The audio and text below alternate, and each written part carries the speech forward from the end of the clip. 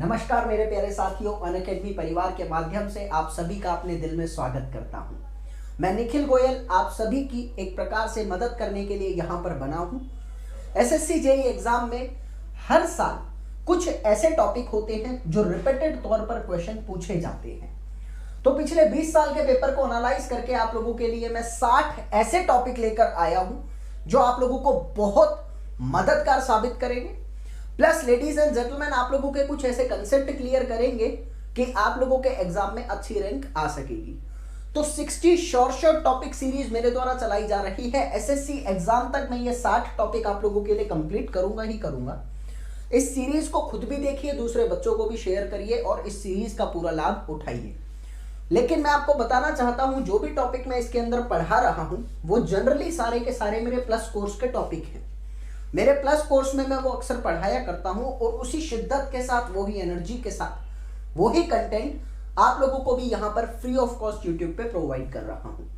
But session को start करने से पहले आप लोगों के लिए छोटी सी इंफॉर्मेशन लेडीज एंड जेंटलमैन, कि अनअकैडमी के परिवार पर मेरी तरफ से मेरा प्लस कोर्स लॉन्च हो चुका है। अगर आप लोग मेरे प्लस कोर्स से जुड़ना चाहते हैं, मुझसे अपने आने वाले भारत में होने वाले किसी भी जेईई एग्जाम की या एई एग्जाम की तैयारी करना चाहते हैं, तो अनअकैडमी के प्लेटफॉर्म पर लॉगिन करते टाइम आप लोगों को ये कोड यूज करना है।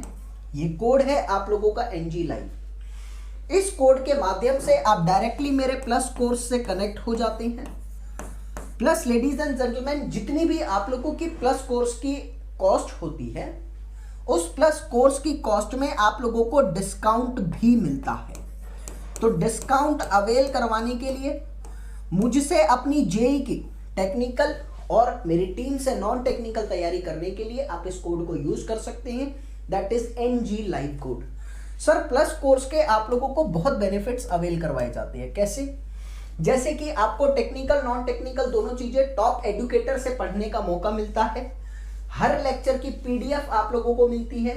प्लस लेडीज एंड जेंटलमैन, आप कितनी मर्जी बारी किसी भी लेक्चर को लाइव ड्यूरेशन से लेकर रिकॉर्डेड फॉर्म में भी जितनी मर्जी बार देख सकते हैं।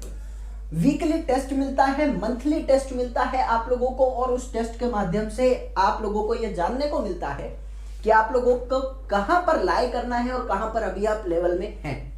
तो बहुत कुछ मिलता है। आप लोगों को डेडिकेटेड डाउट क्लियरिंग सेशन मिलते हैं, live on live interaction teacher के साथ आप अपने डाउट को भी क्लियर कर सकते हैं। लेडीज एंड जेंटलमैन, ये सारे फीचर आप लोगों को कब अवेल होते हैं? जब आप एनजी लाइव कोड का यूज करते हैं। इंडेक्स शब्द को अगर मुझे समझना होता है तो कहीं ना कहीं मैं एक शब्द को याद रखता हूं, that is known to be as the intervals, और इसी शब्द से रिलेटेड एक शब्द समझ आता है, that is known to be as the limit. जब भी मैं इंडेक्स प्रॉपर्टीज की बात करूंगा तो मुझे अपने इंटरवल्स या लिमिट शब्द को याद रखना है, क्योंकि गुण जो एक शब्द होता है वो पूरे सिनेरियो का यही एकमात्र शब्द है। इस पर्टिकुलर टॉपिक में बेसिकली मैं देखने क्या वाला हूं, इस पर्टिकुलर टॉपिक में जैसा कि मैंने कल बताया था, मैं आप लोगों का वाटर का effect of water on your soil, effect of water on soil properties जो भी होता है उस पर्टिकुलर चीज को देखने वाला। टॉपिक को स्टार्ट करने से पहले सॉइल की थोड़ी सी प्रॉपर्टी से रूबरू कराना चाहूंगा आप सभी को। मैं यहां पर बताना चाहूंगा, आप सभी समझदार हैं, जब आप मिट्टी के अंदर पानी मिलाते हैं तो जाहिर सी बात है सबसे पहले क्या होता है, आपकी मिट्टी के खाली जगह में वो पानी जाकर उपस्थित होता है, यानी आपके मिट्टी के वॉइड्स को भरता है, और जब वो सारे के सारे वॉइड्स भर जाते हैं तो उसी सिचुएशन को हम कहते हैं degree of fully saturated soil. उस पर्टिकुलर सॉइल में जिसमें पूरा पानी भर जाता है, आप उम्मीद लगा सकते हैं वो सॉइल आपकी कीचड़ जैसी हो जाती है, और पानी बनने से पहले, पानी मिलने से पहले वो सॉइल जो थी फुली सॉलिड पार्टिकल्स की तरह दिख रही थी। जम्मू एंड कश्मीर से अली सबरी, आपकी पहली क्लास है, स्वागत आपका। मैंने कहा आपने उस मिट्टी में थोड़ा सा पानी मिलाया, जब मिट्टी में पानी मिलाया तो वो मिट्टी बेसिकली सॉलिड से थोड़ी लिक्विड स्टेट की तरफ जा रही है, लेकिन थोड़ा कीचड़ के रूप को धारण करते हुए जा रही है। उस कीचड़ के रूप में मैं कह सकता हूं अपनी मिट्टी को कि सॉलिड से हल्की सी लिक्विडिटी की तरफ गई और उसने अपनी स्टेट चेंज कर दी। मैंने उस मिट्टी के अंदर और पानी मिलाया तो वो मिट्टी की, अभी मुझे पता था जब तक पानी वॉइड्स के अंदर प्रेजेंट हो रहा है मिट्टी अपनी वॉल्यूम को चेंज नहीं करेगी, क्योंकि मिट्टी के सभी वॉइड्स में पानी जा रहा है, वॉल्यूम नहीं बढ़ रहा, अभी पानी खाली जगह में उपस्थित हो रहा है।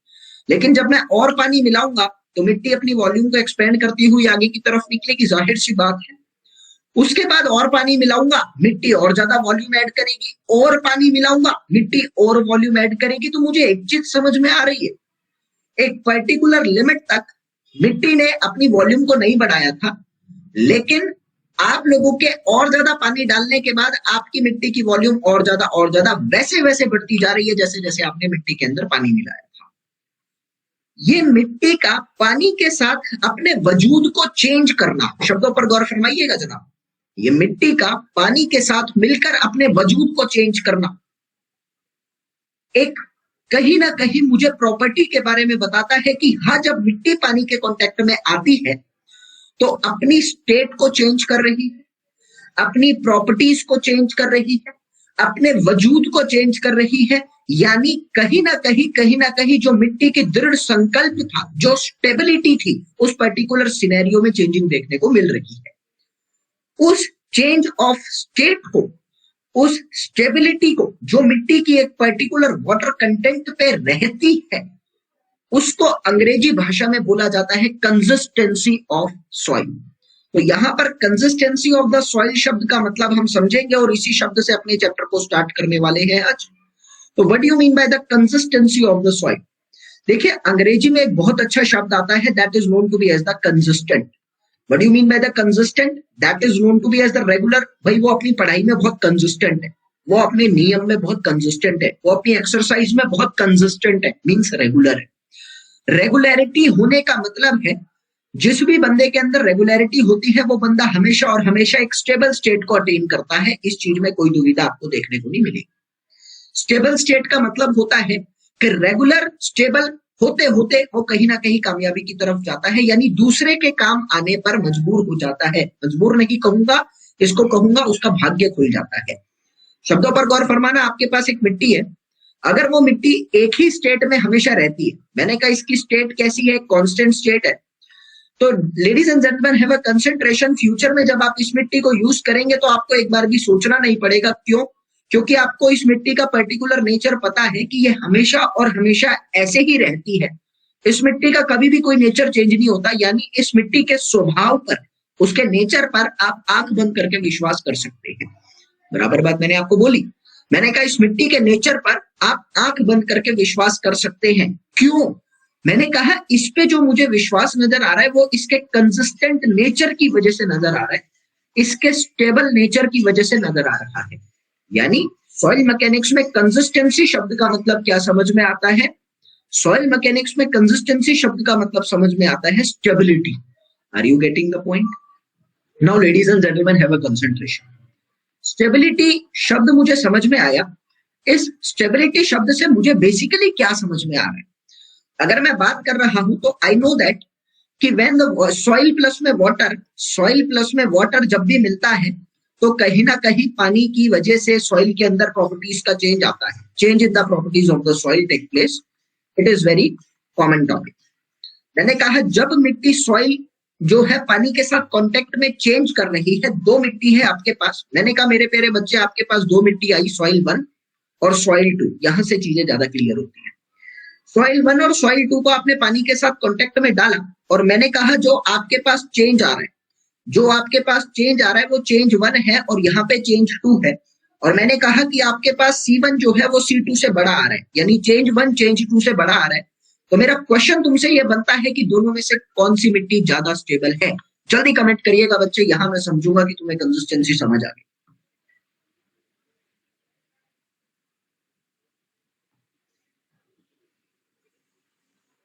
मेरा क्वेश्चन यहां पर ये है, दोनों में से कौन सी मिट्टी ज्यादा कंसिस्टेंट है? मोर कंसिस्टेंट कौन सी मिट्टी है? अगर दोनों में से चेंज जिसमें ज्यादा आ रहा है तो आपका क्वेश्चन है मोर कंसिस्टेंट कौन सी मिट्टी है?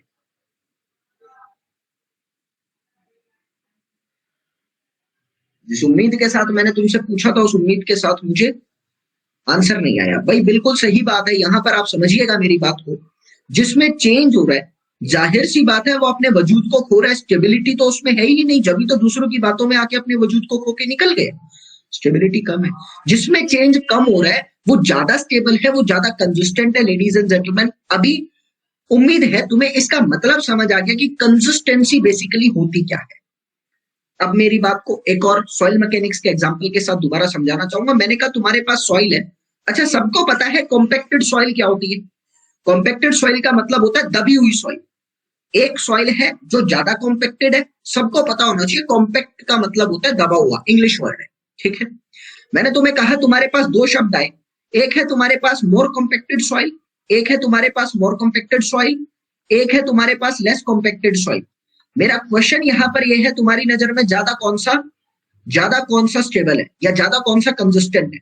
मेरी नजर में तुम्हारे पास ये क्वेश्चन आया, तुम्हें मुझे यह बताना है कि कंसिस्टेंसी किस मिट्टी की यहां पर ज्यादा देखने को मिल रही है। एम और एल में आंसर करेंगे, एम का मतलब मोर, एल का मतलब लेस। किसकी ज्यादा है कंसिस्टेंसी, ये तुम्हारा क्वेश्चन है। जल्दी आंसर करेंगे बच्चे।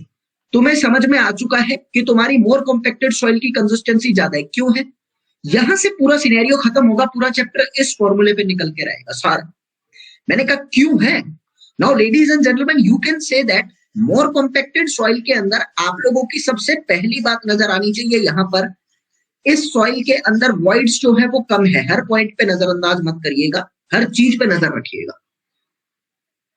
वॉइड्स कम है, वॉइड्स कम है तो जाहिर सी बात है इसकी बियरिंग कैपेसिटी थोड़ी ज्यादा है। अब जाहिर सी बात है जब बियरिंग कैपेसिटी ज्यादा है तो इस मिट्टी के शेयर स्ट्रेंथ तुम्हें ज्यादा देखने को मिलेगी, इसमें किसी तरह की दुविधा नहीं है। मैंने कहा बिल्कुल सही बोला। जब इस मिट्टी की शेयर स्ट्रेंथ ज्यादा देखने को आई तो मैंने कहा बेसिकली ये मिट्टी अपने वजूद में ज्यादा देर तक रह सकती है, तो ये ज्यादा कंसिस्टेंट बन रही है। तो कंसिस्टेंसी से एक और शब्द समझ में आया। मैंने कहा जो सॉइल जितनी ज्यादा कंसिस्टेंट होगी उस सॉइल का उतना ज्यादा बियरिंग कैपेसिटी, उतना ज्यादा शेयर स्ट्रेंथ देखने को मिलेगा। वॉइड्स के लिए डायरेक्टली रिलेशन नहीं बना सकता क्योंकि वॉइड्स के कई बारी अलग अलग केसेस देखने को मिल जाते हैं, आगे मैं तुम्हें पढ़ाऊंगा। मैंने कहा एक छोटा सा नोट करके मुझे यह समझ में आया कि greater is the consistency of the soil, greater will be the strength of the soil. इसमें किसी तरह की दिक्कत नहीं है। कौन सी स्ट्रेंथ की बात करता हूं? Shear strength. क्यों? क्योंकि जनरली जो मेरी सॉइल फेल होती है, शब्दों पर गौर देंगे, जनरली जो मेरी सॉइल के अंदर फेलियर होता है वो सिर्फ और सिर्फ शेयर स्ट्रेंथ के कारण ही होता है, ना तो कॉम्प्रेशन के कारण, ना तो टेंशन के कारण, ना तो बेंडिंग के कारण। क्यों? आगे तुम्हें चैप्टर्स में पढ़ूंगा। तो अभी तुम्हारी consistency directly proportional to shear strength of the soil देखने को मिलती है, ठीक है बच्चे। कंसिस्टेंसी के चैप्टर में मैंने तुम्हें एक छोटी सी चीज बताई कि जैसे जैसे तुम अपनी मिट्टी के अंदर पानी मिलाते जा रहे हो वैसे वैसे तुम्हारी मिट्टी अपनी पर्टिकुलर स्टेट को चेंज करती जा रही है। ध्यान से समझते हुए चलना, कई ऐसे उठपटांग क्वेश्चन पूछूंगा जो तुम्हारे दिमाग को खोल देंगे और तुमने किताबों में नहीं पढ़े होंगे। किताब में लिखने लायक क्वेश्चन भी नहीं है वो, बस समझाते हुए कई चीजें पूछूंगा तो आंसर करते हुए निकलना अच्छा लगेगा। मैंने कहा पानी मिलते के साथ मिट्टी की वॉल्यूम चेंज होती जा रही है, इतना समझ आ गया। सर इस पर्टिकुलर फिनोमिने को आसान बनाने के लिए एक हमारे पास बहुत अच्छा इंजीनियर आया था, that is known to be as the Atterberg. तो एटरबर्ग ने इस पूरे फिनोमिना की स्टडी करी थी और एटरबर्ग ने स्टडी करने के दौरान यहाँ पे मुझे कुछ इंडेक्स बताई थी। इंडेक्स बोले तो लिमिट्स बताई थी, लिमिट्स बोले तो इंटरवल बताई थी, ठीक है। और उन्हीं इंटरवल के मद्देनजर रखते हुए हम लोगों को सॉइल की जो प्रॉपर्टी चेंज हो रही है उसके बारे में इजिली डाटा कलेक्ट करने को मिला था। चलिए मैं यहां पर तुम्हें एक कर्व की मदद से सब कुछ समझाता हूं। बेसिकली कर्व क्या बोलता है मुझे उस चीज पर ध्यान देंगे।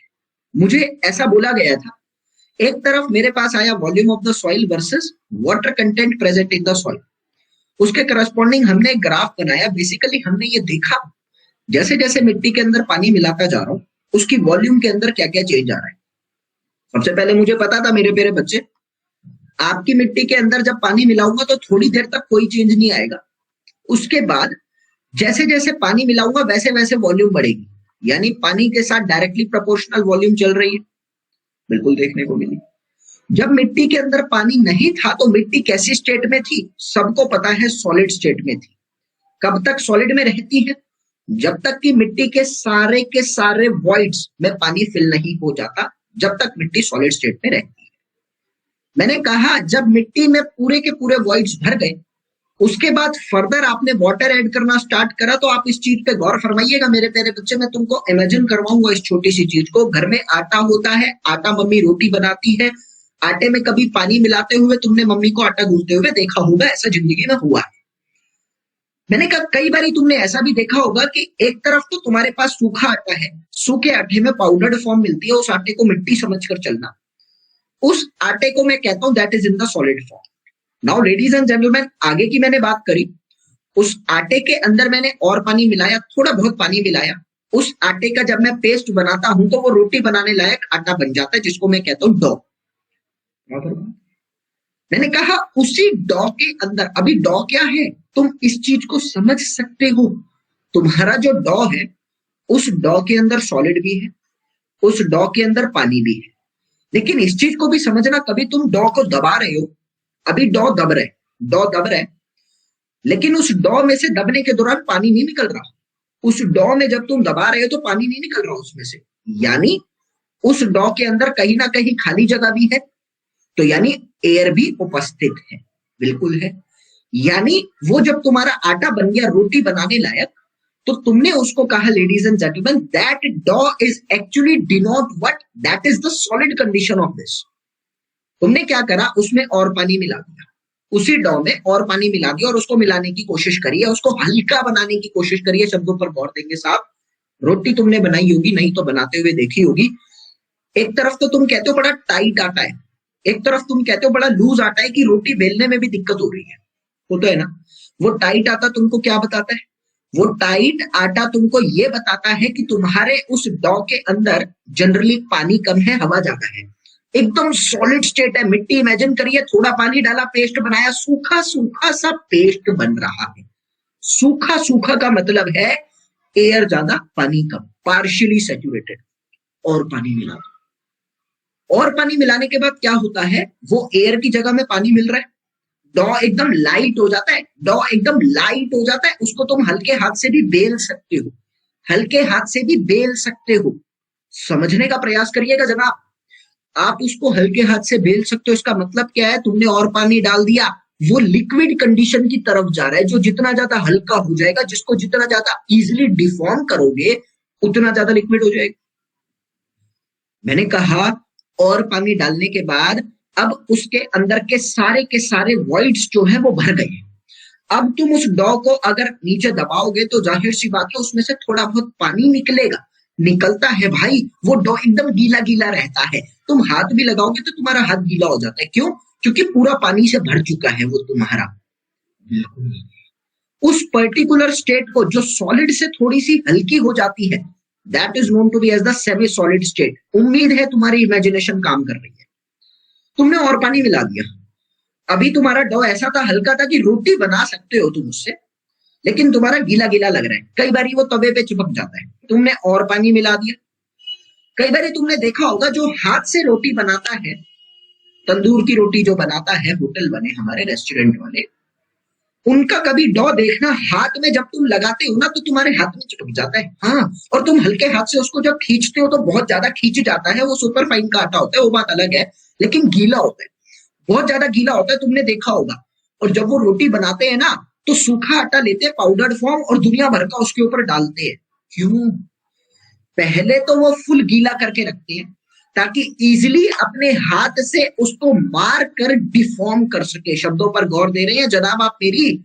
मैंने कहा हाथ से मार कर जल्दी से उसको डिफॉर्म कर सके, यानी वो आपके सेमी सॉलिड स्टेट से भी हल्का बनाना चाहते हैं। सेमी सॉलिड स्टेट बेलन से मिलती है, लेकिन जो हाथ से बेलता है उसका आटा बहुत गीला होता है। कभी गौर नहीं दिया हो तो जरूर जाकर दीजिएगा। होटल वाला तो रसोई में नहीं घुसने देगा, आपको ढाबों पर मिल जाएगी ये चीजें देखने को। ढाबों वालों को आटा देखना, सिर्फ गीलापन देखना, उसकी गंदगी को मत देखना। जनरली ऐसा देखने को मिल जाता है कई बार। मैंने कहा ये तुम्हें देखने को मिलेगा कि ढाबों वालों का जो आटा होता है वो हाथ से ऐसे कर लेते हैं, इसका मतलब उनका आटा और ज्यादा डिफॉर्मेबल है, और ज्यादा गीला है, जितना गीला उतना डिफॉर्मेबल। तो सर वो जो आटा होता है ना जो हाथ से ही डिफॉर्म हो जाता है, उसको जनरली बोला जाता है प्लास्टिक स्टेट। अब जाहिर सी बात है चौथी स्टेट को बताना मेरे लिए जरूरी नहीं है, और पानी डालूंगा तो इतना पानी डालने के बाद तुम्हारे हाथ लगाने की जरूरत नहीं है, वैसे ही बह जाएगा, उसको बोला जाता है लिक्विड स्टेट। तो मैंने तुम्हें आटे की मदद से बेसिकली ये समझाने का प्रयास किया है किस तरीके से तुम्हारा मिट्टी आगे की तरफ चलता है। बराबर बात बोली? सर अब मेरी अटरबर्ग ने ये चीज पढ़ी थी, लेकिन मैंने आटे की मदद से इसको समझाने का प्रयास किया। ठीक है, अभी मेरी बात आती है लेडीज एंड जेंटलमैन, वो water content in the soil जो सॉलिड से सेमी सॉलिड की तरफ मिट्टी को कन्वर्ट करता है, वो water content in the soil जो सॉलिड से सेमी सॉलिड की तरफ मिट्टी को कन्वर्ट करता है, उसको बोला जाता है श्रिंकेज लिमिट। वो water content in the soil जो सेमी सॉलिड से प्लास्टिक की तरफ कन्वर्ट करता है मिट्टी को, यानी एक particular amount of the water content है ना, जो सेमी सॉलिड से प्लास्टिक स्टेट की तरफ बना रहे हैं, यानी उसको इतना गीला बना रहे कि हाथ से बेलने योग्य हो चुकी है, वो बोला जाता है प्लास्टिक लिमिट। वो वाटर कंटेंट जो प्लास्टिक से लिक्विड की तरफ, यानी उसके बाद आपका जो आटा है ना, वो बेलने योग्य नहीं रहेगा, वो बह जाएगा पानी के साथ, उसको बोला जाता है liquid limit of the soil. अभी मेरे शब्दों पर गौर देना, मैंने 3 चीजें तुमको लिखवाई, that is known to be as the shrinkage limit of the soil, that is known to be as the plastic limit of the soil, that is known to be as the liquid limit of the soil. Now ladies and gentleman have a concentration. अभी एक और चीज मैं तुमको बताना चाहता हूं। Sir मैंने तुमको 2 एग्जांपल दिए, तुम लोगों ने थोड़ी बहुत इस चीज के बारे में जानकारी ली भी हो, क्या पता। तुमने अपने जीवन ज्ञान के अंदर 2 मिट्टी देखी है। कौन कौन सी मिट्टी देखी है? मैंने कहा तुमने वो 2 मिट्टी देखी है, एक है तुम्हारे पास क्ले और एक है तुम्हारे पास सैंड। सैंड बोले तो रेता, रेता सबने देखा है बचपन में, क्ले चिकनी मिट्टी भी सबने देखी है बचपन में। मैं तुमसे 2 चीज पूछना चाहता हूं मेरे प्यारे बच्चे। अगर मैं तुमको कह रहा हूं तुम्हें मिट्टी को डिफॉर्म करना है, शब्दों पर गौर देंगे। डिफॉर्म का मतलब क्या होता है? डिफॉर्म का मतलब होता है कि जिस स्टेट में मैं अपनी मिट्टी को डालना चाहता हूं वो उस स्टेट में आ जाए। रेत भी सबने देखी है, क्ले भी सबने देखी है। क्ले बोले तो कहीं ना कहीं आटे जैसी बन रही है, रेत बोले तो रेत में कभी तुम पानी मिलाना मेरे प्यारे बच्चे, मुझको एक क्वेश्चन का आंसर दो, क्या तुम्हारी रेत कभी पानी के साथ मिलके आटे जैसा कोई पेस्ट बनाती है क्या? आंसर आना चाहिए मुझे, जल्दी से आंसर आना चाहिए। नहीं बनाती, नहीं बनाती, बिल्कुल नहीं बनाती। मैंने बोला नहीं बनाती, यानी मैंने क्वेश्चन तुम्हारा यहां से जो पूछा था, मेरा पूछने का मतलब था कि सैंड प्लस में वाटर जब मैं करूंगा मेरे प्यारे बच्चे, तो यहां पर तुम्हारा नो नीडिंग पेस्ट बनेगा। तो जो आटे जैसा पेस्ट बनता है ना, जिसको डॉ कह रहा था, उसको कहते हैं नीडिंग पेस्ट, ठीक है ना। और मैंने कहा अभी तुम ये बताओ, अगर तुम क्ले लेते हो या सिल्ट लेते हो, कोई ऐसी दिक्कत नहीं है, क्ले लेते हो या सिल्ट लेते हो, उसमें पानी मिलाते हो, तो जाहिर सी बात है यहां पर तुम्हारा नीडिंग पेस्ट देखने को मिलेगा। अब मुझे एक बात बताओ, जब तुम सैंड की बात कर रहे हो और सैंड के केस में तुमको कोई भी नीडिंग पेस्ट देखने को नहीं मिल रहा, मेरे प्यारे बच्चे तुम कह सकते हो इधर तुम्हारी ये 4 स्टेट देखने को नहीं मिलेंगी। हाँ 2 मिलेंगी। तुम्हारी पहली स्टेट सॉलिड थी, लेकिन दूसरी स्टेट जब तुमने पानी मिलाया तो तुम्हें ना तो सेमी सॉलिड देखने को मिल रहा, ना प्लास्टिक देखने को मिल रहा, वो डायरेक्टली लिक्विड स्टेट में आ जाता है। वो डायरेक्टली लिक्विड स्टेट में आ जाता है। बीच की 2 स्टेट कभी भी देखने को नहीं मिलती तुम लोगों को, मेरी बात समझना। और तुम यहां से एक छोटी सी चीज कह सकते हो कि जो तुम फिनोमिना एक्चुअली में डिस्क्राइब करने की कोशिश कर रहे हो, वो तुम कर रहे हो कि लोड लगाने के बाद मिट्टी कितनी डिफॉर्म हो रही है। भाई उस डिफॉर्मेशन को पढ़ रहा हूं मैं बेसिकली। मेरा जो सिविल इंजीनियरिंग का काम है वो एकमात्र ये एम है, मुझे उस मिट्टी पे कंस्ट्रक्शन करनी है। उसी कंस्ट्रक्शन को मद्देनजर रखते हुए ये सारी चीजें पढ़ रहा हूं मिट्टी की। मैंने कहा सैंड में तो ऐसी कोई भी डिफॉर्मेशन देखने को नहीं मिल रही। सैंड एक तरह की ये सुझाव मुझे दे रही है कि सैंड के ऊपर मैं कंस्ट्रक्शन करूंगा तो सैंड बह जाएगी, सैंड खड़ी नहीं हो पाएगी एक जगह। बिल्कुल समझ में आ रही है, क्योंकि ना तो वो अपनी स्टेट को चेंज कर दी पानी के साथ, वो डायरेक्टली बह रही है। एक चीज समझ आ गई, सैंड के ऊपर मैं कंस्ट्रक्शन कर ही नहीं सकता, इसीलिए शायद रेगिस्तान में कंस्ट्रक्शन नहीं होती। ठीक है, होती है खुदाई करने के बाद, पायर्स डालने के बाद, वो बातें अलग है, लेकिन जनरली आमतौर पर देखने को नहीं मिलती। क्ले और सिल्ट में ये 4 स्टेट देखने को मिल रही है। इन चारों के नेचर को अगर मैं जानता हूं तो मैं अपनी काम को कर सकता हूं, मेरी बात को समझना। सर मैंने तुम्हें तीसरी स्टेट यहां से बोली कि अगर तुम्हारे पास सैंड है उसमें कुछ नहीं देखने को मिल रहा, क्ले में प्योरली तरीके से सब कुछ देखने को मिल रहा है, तुम कह सकते हो कि सैंड और क्ले के मिक्सचर पे तुम कंस्ट्रक्शन कर सकते हो, कोई ऐसी दिक्कत नहीं है, वहां पे भी देखने को मिलेगा, क्ले के कारण देखने को मिलेगा। मैंने कहा मेरे प्यारे बच्चे ये 3 स्टेटमेंट मैंने तुम्हें बताई क्यों? ये 3 स्टेटमेंट इसीलिए मैंने बताई कि मोटा मोटी तौर पे तुमको एक पॉइंट समझ आ गया कि ये जो 4 प्रॉपर्टीज ऑफ द सॉइल तुमको देखने को मिल रही है ना, ये 4 properties of the soil basically जब ही मिल रही है जब तुम्हारे सॉइल के अंदर फाइन पार्टिकल प्रेजेंट है। Whenever there is presence of the fine particle in the soil, जब मिट्टी के अंदर महीन पार्टिकल्स की प्रेजेंस होती है, जब भी आप लोग बेसिकली उस पर कंस्ट्रक्शन कर सकते हैं। क्यों? क्योंकि वाटर कंटेंट के साथ जो फिनोमिना चेंज होता है, जो स्टेबिलिटी देखने को मिलती है, वो महीन पार्टिकल्स की वजह से ही देखने को मिलती है। एक पॉइंट लिखूंगा, उसके बाद मैं तुम्हारी तरफ आगे बढ़ूंगा एक बार। और मैंने कहा ये जो तुम्हारे पास ये चेंज ऑफ द स्टेट देखने को मिल रहा है, चेंज ऑफ द स्टेट देखने को मिल रहा है बेसिकली विद वाटर, ये तुम्हारी किस वजह से देखने को मिल रहा है? It is only and only due to the presence of the महीन particle, only due to presence of fine particles. इस छोटे से कथन में कोई doubt? Have a concentration ladies and gentleman. दोबारा एक बात को सुनेंगे।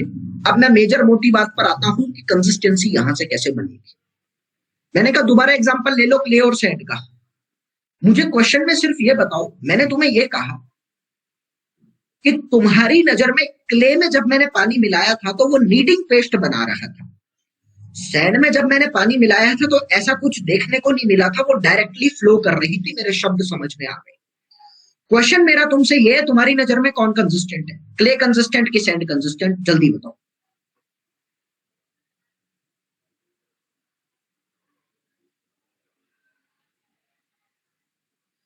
मेरा क्वेश्चन तुमसे ये है, तुम्हारी नजर में कंसिस्टेंट कौन है? क्ले कंसिस्टेंट है कि सैंड कंसिस्टेंट है?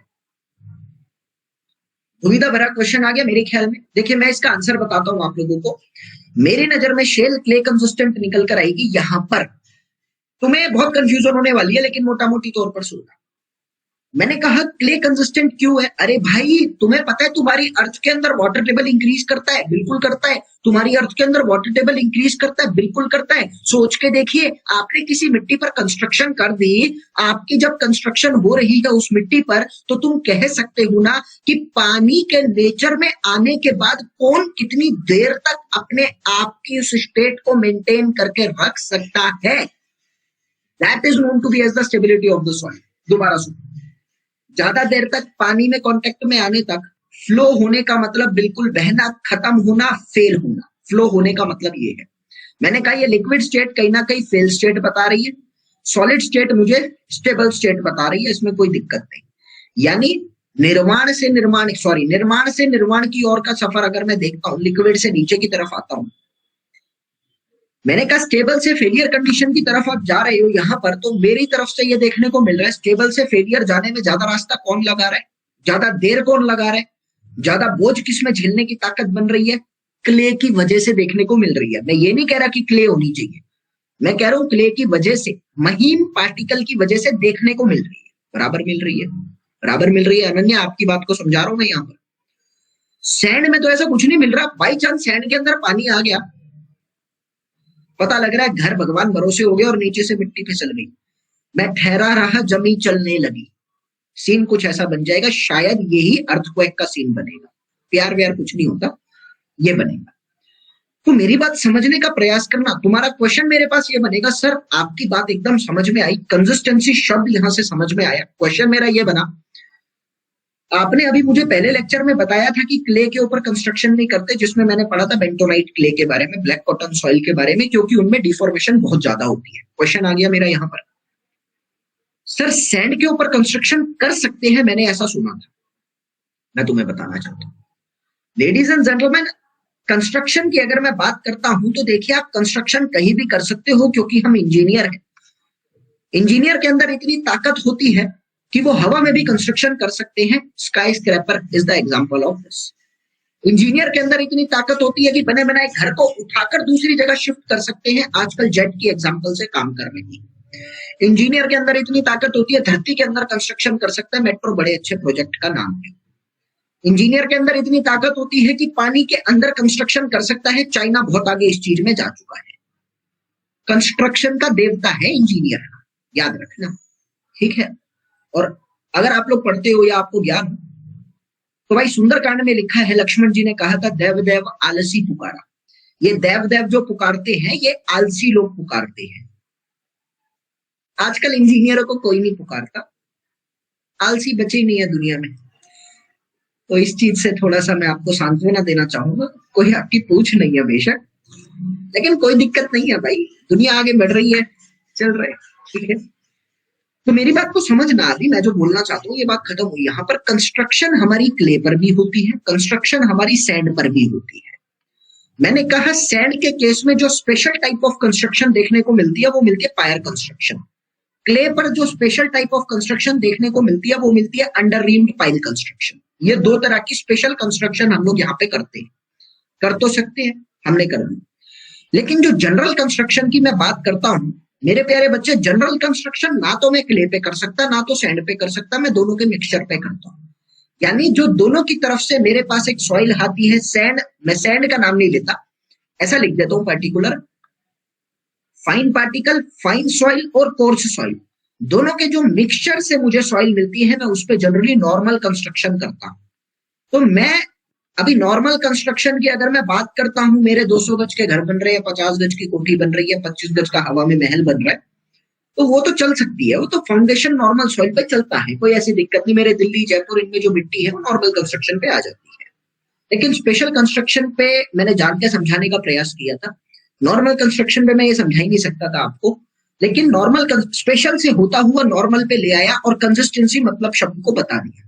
उम्मीद तुम्हारे सारे डाउट खत्म हो गए कि बेसिकली कहना क्या चाहता था, मतलब क्या था कि क्ले कंसिस्टेंट क्यों है, सैंड क्यों नहीं है, और स्पेशल कंस्ट्रक्शन और नॉर्मल कंस्ट्रक्शन में कहां फर्क देखने को मिला। सिर्फ इस कंसिस्टेंसी शब्द को अगर तुम लोगों ने अपनी कंस्ट्रक्शन से रिलेट कर लिया ना, तो मेरे प्यारे बच्चे भरोसा रखो मुझ पे, ये तो शुरुआत है। कंस्ट्रक्शन के सी के पैर की बात कर रहा हूं अभी मैं, आगे का पूरा चैप्टर सिर्फ कंस्ट्रक्शन से रिलेट अगर हम करेंगे ना, तो सॉइल मैकेनिक्स ना तो ऐसी किसी ने पढ़ी थी और ना ऐसी समझी थी जो तुम्हें समझ में आने वाली है। बस इसी तरीके से समझते हुए चलना। एक गुजारिश मेरी तुमसे ये रहेगी कि अपने दिमाग पे सॉइल मैकेनिक्स पढ़ते हुए सिर्फ लिक्विड लिमिट, प्लास्टिक लिमिट और प्लास्टिसिटी इंडेक्स के फॉर्मूलों को याद करते मत रह जाना। कंस्ट्रक्शन से रिलेट करते हुए हर चीज को समझने का प्रयास करना। हर क्वेश्चन मैं भी जवाब नहीं दे पाऊंगा तुम्हारा, क्योंकि इतने सारे बन जाएंगे कि तुम खुद भी नहीं ढूंढ पाओगे, लेकिन हाँ जितने ढूंढ सको उतने ढूंढना।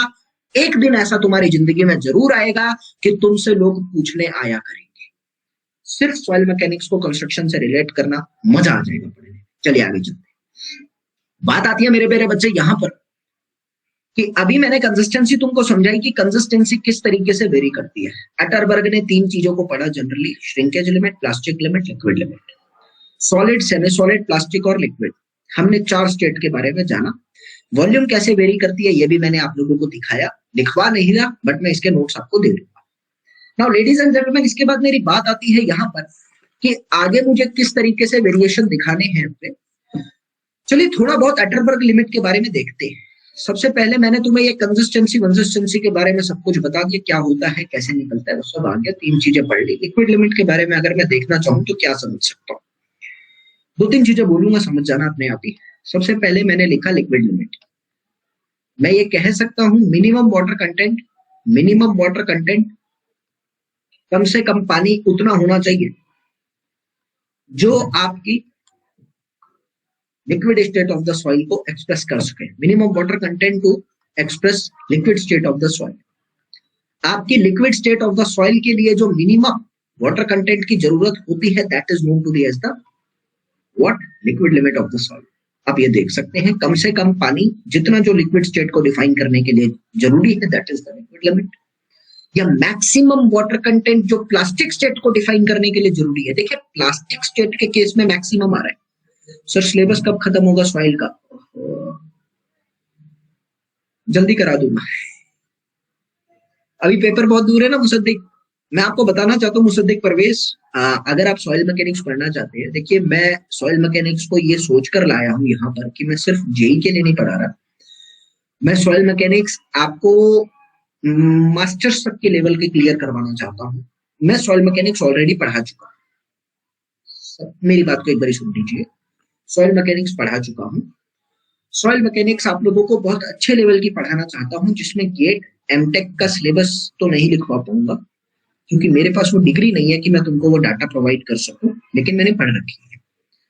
तो अगर तुमको जेई लेवल की पढ़नी है तो मैंने जो सबसे पहले सॉइल मैकेनिक्स पढ़ाई है तुम उसको पढ़ लो। मेरी गारंटी तुमसे ये है कि तुम्हारे 100% क्वेश्चन मेरे पढ़ाए हुए में से आएंगे जेई के अंदर। तो मुसद्दिक परवेज, अगर एग्जाम की थोड़ी सी आपको मतलब लग रही है कि एग्जाम के लिए पढ़ना है, तो आप मेरा पहले वाला सॉइल मैकेनिक्स का कोर्स पढ़ो। आपका वो पढ़ने में बेनिफिट क्या होगा कि टॉपिक तो मैंने वहां पे सारे के सारे पढ़ा रखे हैं। मेजर चीज आती है कि आपको जेई के लिए तो करना है, आपके डाउट निकलेंगे, आप डाउट मुझसे यहाँ पर लाइव क्लास में आके पूछ लो, तो तुम्हारे दोनों काम हो जाएंगे। लेकिन हाँ, इसके अंदर मैं तुम्हें थोड़ा सा अच्छे लेवल की पढ़ा रहा हूँ, इसीलिए शायद इतना लंबा चला रहा हूँ, वरना 5 मिनट का टॉपिक में 30 मिनट नहीं चलाता तुम्हारा। ये जो कंसिस्टेंसी का टॉपिक चलाया है, समझ रहे हो? तो तुम्हारा भी काम हो जाएगा। मैं जो मन कर रहा है मैं भी पढ़ा दूंगा, ऑलरेडी सॉइल पढ़ा चुका हूँ, तो ये सभी बच्चों पे लागू होता है, आप समझना इस चीज को, ठीक है? लेकिन मेरे एक चीज और एडवाइस है कि जो इसके अंदर कंसेप्ट पढ़ाऊंगा, ना तो किसी प्लेटफॉर्म पर किसी ने पढ़ाए थे, ना किसी किताब में लिखी, क्योंकि मेरा हर कंसेप्ट मैं खुद से एनालाइज करके पढ़ाता हूँ। ये मेरी पढ़ाने की मेरी खुद की विशेषता है, मेरी स्ट्रेंथ है। मैं कभी भी किताब के एग्जाम्पल को आप लोगों के समक्ष रखना नहीं चाहता, क्योंकि मेरा ये मानना है, किताब तो दुनिया पढ़ लेती है, लेकिन किताब लिखने वाले के जो गुण थे ना, जो उसने सोचकर लिखा है, अगर वो गुण मेरे अंदर आ जाए तो शायद मैं भी एक किताब लिख दूंगा। ये मेरा सोचना है, ठीक है? और इसी सोच के भरोसे इतनी जल्दी मैंने एक किताब लिख भी दी। मैं तो डिप्लोमा वाला हूं। इसका आंसर देना चाहूं प्रशांत सिंह, मैंने जिंदगी में मास्टर्स नहीं करी, मेरे पास मेरी बैचलर्स की डिग्री भी नहीं है। तुम्हें पता है, मेरा उठना बैठना सारे एमटेक वालों के साथ है। क्यों? क्योंकि मैं घर में बैठ के एमटेक की किताबें पढ़ चुका हूँ, नॉलेज ले चुका हूँ। मेरे खुद के फ्रेंड आईआईटी में पढ़ रहे हैं, दिल्ली से एमटेक कर रहे हैं, 2 फ्रेंड आईआईटी से पीएचडी कर रहे हैं। लेकिन जब वो मेरे साथ बैठते हैं तो उनके लेवल की बातें करता हूँ, उनको उनकी बातों में जवाब देने योग्यता मैंने प्राप्त की है। कहीं ना कहीं उनकी मदद से कुछ ना कुछ नया जानने को भी मिलता है और कुछ नया बनाने का प्रयास कर रहा हूं। तो भाई, ये डिप्लोमा, ये बीटेक, ये एमटेक, ये सब एक मात्र पेपर है, तुम्हारा भविष्य नहीं बना सकती। ये बात याद रखना। तुम जेई बेशक बन जाओ, अगर ज्ञान नहीं है ना, तो सारी जिंदगी हाथ में कॉपी लेके ही पीछे एई के पीछे फिरोगे और मजदूरों के ऊपर रोब झाड़ोगे। ये सब टुच्ची हरकतें हैं, इनमें नहीं रहना। ज्ञान तो ज्ञान है। अगर मैं तुम्हें पढ़ा भी रहा हूं तो कोई दिक्कत नहीं है। अभी तक मेरा ये क्वेश्चन तुमसे ये पूछना है, तुम्हें एक भी बार ऐसा लगा कि तुम डिप्लोमा लेवल के बैठे हो, यहाँ पर तुम्हें समझ नहीं आ रहा? प्रशांत, एक बात बताओ, एक भी चीज ऐसी लगी?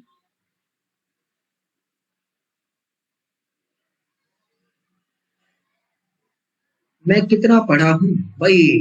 पढ़ा तो बीटेक हूं, लेकिन बीटेक में भी अभी तक डिग्री नहीं आई है मेरे पास, तो मैं अभी बीटेक क्वालिफाइड नहीं हूं। वैसे मैं सच बताऊं, ऑलरेडी गेट में टॉप किया था मैंने, 4 बारी गेट क्वालिफाई कर दिया।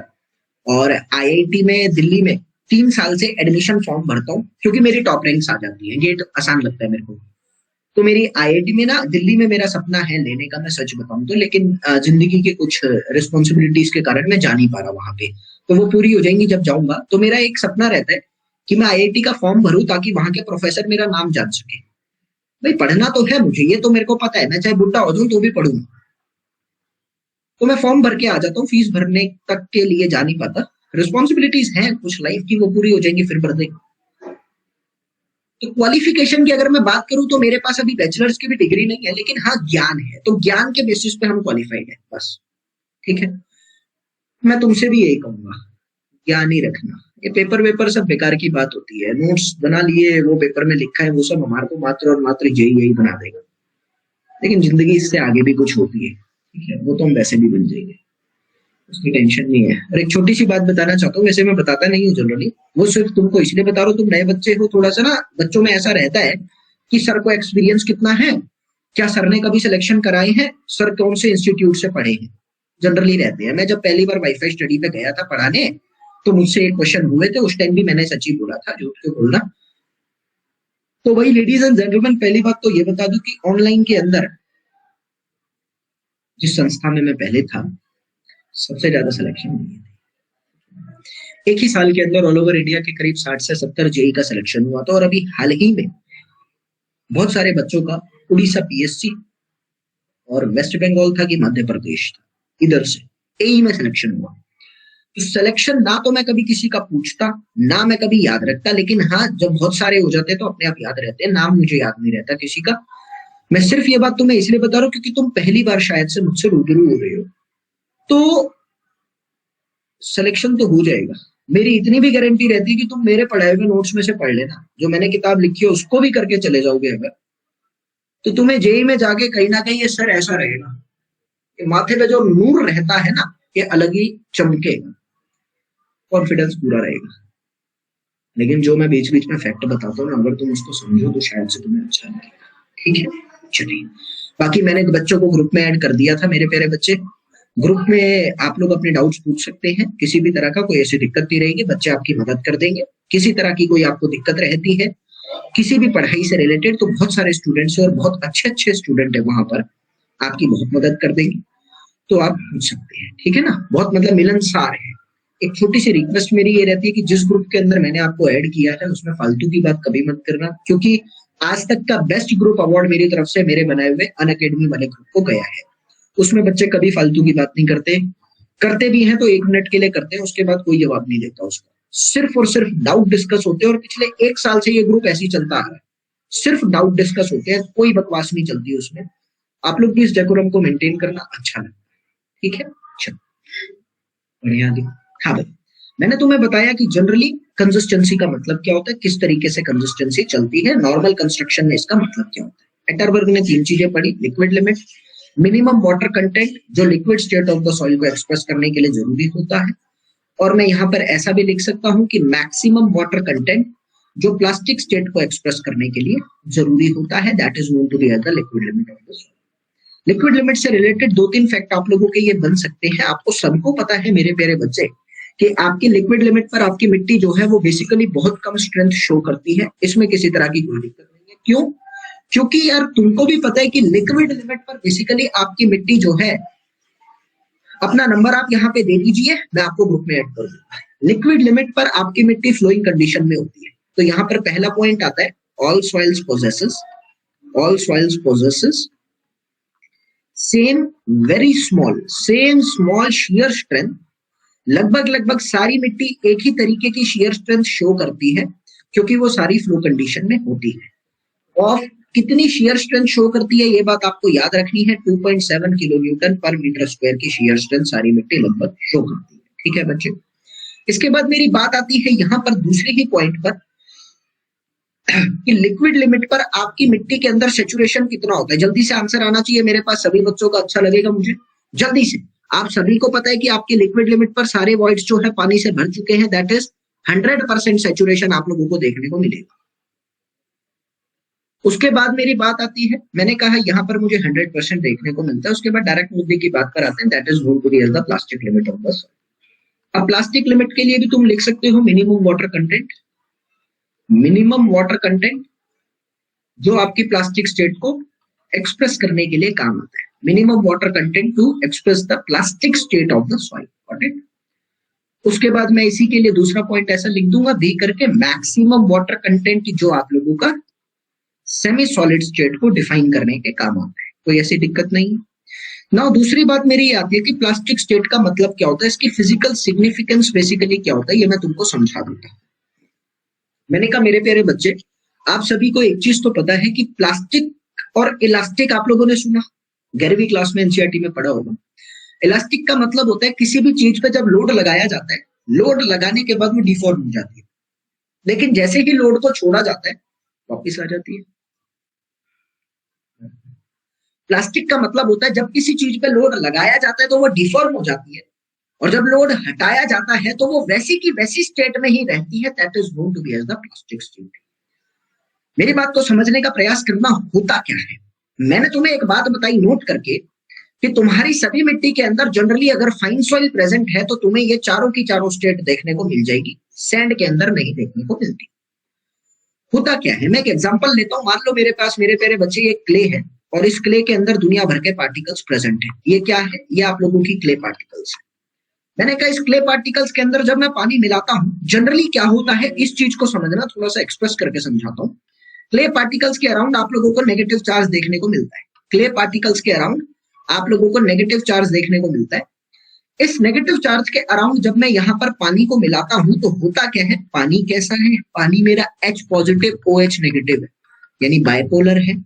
डायपोलर होने के कारण ये पानी यहाँ पर अट्रैक्ट होता है और कहीं ना कहीं जाकर इस बीच में आके फिल हो जाता है। इस बीच में आप लोगों का पानी ये फिल हो जाता है। ये चीज आप लोगों को समझ आई मेरे प्यारे बच्चे? आपको नोट्स में भी नहीं मिलेगी कभी भी, तो ये आपको खुद से समझ कर रखनी है, ठीक है। अब तुमको एक चीज तो पता है कि जिस क्ले पार्टिकल के अराउंड पहले नेगेटिव चार्ज था, उस क्ले पार्टिकल के अराउंड उस नेगेटिव चार्ज को न्यूट्रलाइज करने के लिए पानी आके फिल हो गया, क्ले पार्टिकल न्यूट्रलाइज हो गया। अच्छा, एक चीज मैं तुमसे यहाँ पे क्वेश्चन पूछने वाला हूँ, इस फिनोमिना को ध्यान से समझना। मैंने कहा लेडीज एंड जेंटलमैन, तुमको एक चीज तो पता लगी कि यार ये क्ले पार्टिकल्स जो था अब ये न्यूट्रलाइज हो चुका है, मैं इस पे जरा सा भी लोड लगाऊंगा तो जाहिर सी बात है ये अपनी शेप को चेंज कर लेगा, क्योंकि न्यूट्रलाइज है ना, किसी भी तरीके का कोई इसमें ऐसा चार्ज इफेक्ट नहीं देखने को मिल रहा, न्यूट्रल हो चुका है। मैंने क्या कहा, इस पे हल्का सा फोर्स लगाया और उस फोर्स को लगाने के बाद मेरा क्ले पार्टिकल न्यूट्रलाइज हो गया, बिल्कुल हो गया, डाउट तो नहीं आ रहा। न्यूट्रलाइज होने के बाद ये क्ले पार्टिकल डिफॉर्म होगा और मान लो डिफॉर्म होने के बाद इस क्ले पार्टिकल ने अपनी शेप को कुछ ऐसा कर दिया after apply load, after load.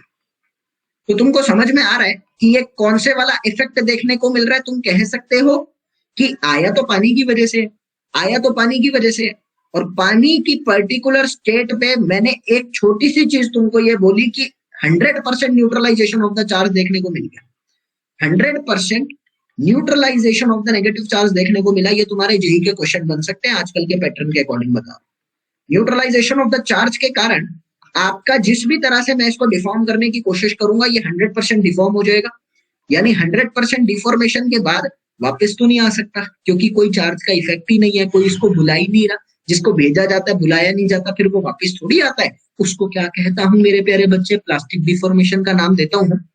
मैंने इसको क्या नाम दिया? Plastic state. तो तुम्हें समझ में आ गया कि प्लास्टिक स्टेट क्या होती है? अच्छा, अब मेरी बात को समझना। प्लास्टिक स्टेट के अंदर एक चीज देखने को मिली कि मैंने जब इसको डिफॉर्म करा तो ये शेप चेंज कर गया था, लेकिन टूटा नहीं था। यानी एक और चीज डिफाइन करी जाती है प्लास्टिक के लिए कि that state in which there is deformation without showing any crack, there is deformation without showing any crack. तो मैं ये लिख देता हूं, प्लास्टिक लिमिट का मतलब असली में क्या देखने को मिला तुम्हें यहां से? Water content at which, water content at which there is plastic state बोल देते हैं, limit plastic state after which there is deformation, there is deformation without showing, there is deformation without showing any crack. आपको किसी तरह का कोई crack show नहीं करेगा, ठीक ना? उसको पर्टिकुलरली बोला जाता है plastic state. Are you getting the point? That is main thing, got it? अच्छा, क्वेश्चन मेरा यहां से ये बनता है, तुम्हारे लिए दो क्वेश्चन निकाल कर आता हूं, दोनों का आंसर मेरी तरफ आना चाहिए। पहले तो मैंने कहा कि if kerosene is added in the clay, अगर आप लोग केरोसिन ऐड करते हैं, केरोसिन या पेट्रोल या अल्कोहल कुछ भी ऐड कर लो, अगर आप लोग इसको ऐड करते हैं क्ले के अंदर, is added in fine soil, तो आप लोगों को प्लास्टिक स्टेट देखने को मिलेगी। So will there be any plastic state?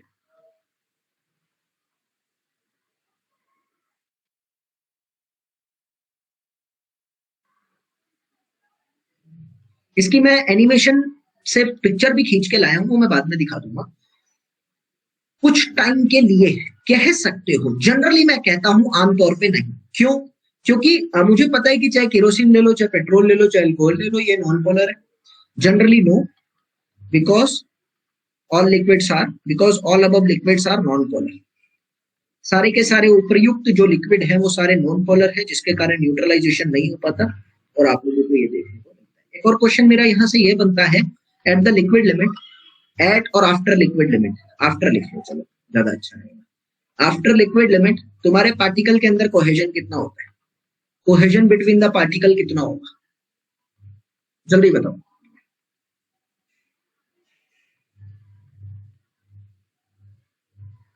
जल्दी से आंसर नहीं आया मेरे पास बच्चे।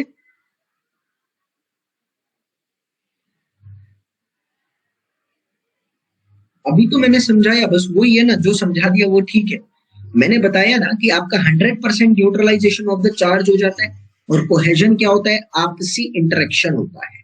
तो जब चार्ज ही नहीं रहा, किसी तरह का कोई भी पार्टिकल के बीच में इंटरेक्शन नहीं रहेगा, तो तुम कह सकते हो इट इज नेग्लिजिबल। हल्का फुल्का रह भी गया तो कोई दिक्कत नहीं है, इट इज नेग्लिजिबल। तो तुम यहां से लिख सकते हैं मेरे प्यारे बच्चे, कि ये तुम्हारा जनरली नेग्लिजिबल रहता है। चलिए अगले पॉइंट की तरफ आते हैं, that is known to be as the shrinkage limit.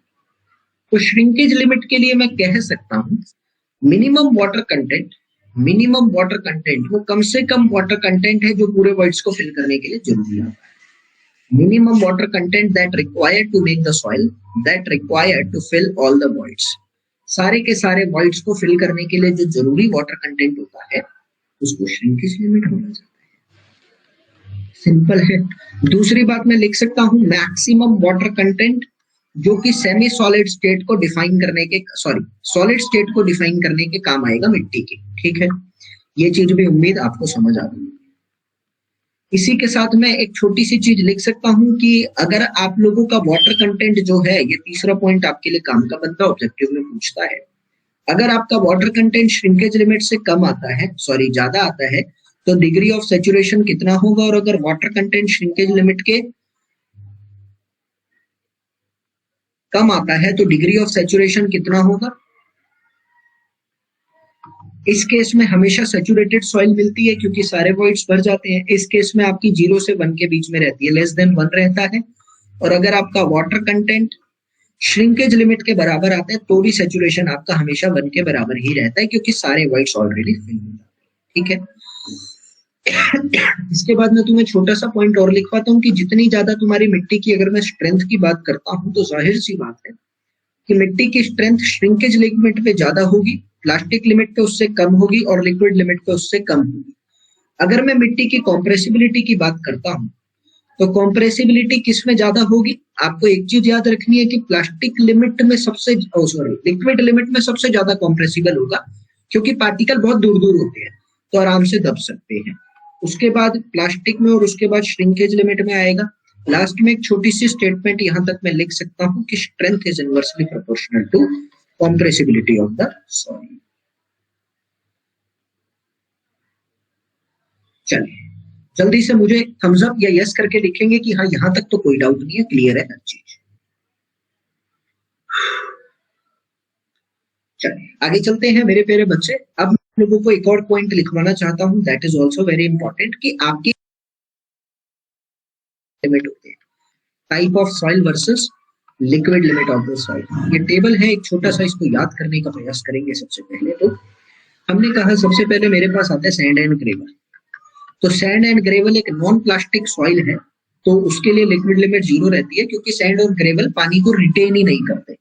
अब जाहिर सी बात है, मैंने बताया फाइन के लिए देखा जाता है, कोर्स के लिए तो हो ही नहीं सकता। तो मैंने कहा उसके बाद मेरे पास आता है यहाँ पर that is the silt. Silt के लिए रहती है 30 से 40। उसके बाद मेरे पास आता है क्ले।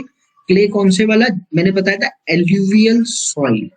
मैंने बताया था एल्यूवियल सॉइल के अंदर क्ले होता है। इसके लिए कितना रहता है मेरे प्यारे बच्चे, दैट इज 40 से 150। कई किताबों में 30 से 150 भी रखा जाता है, फर्क नहीं है।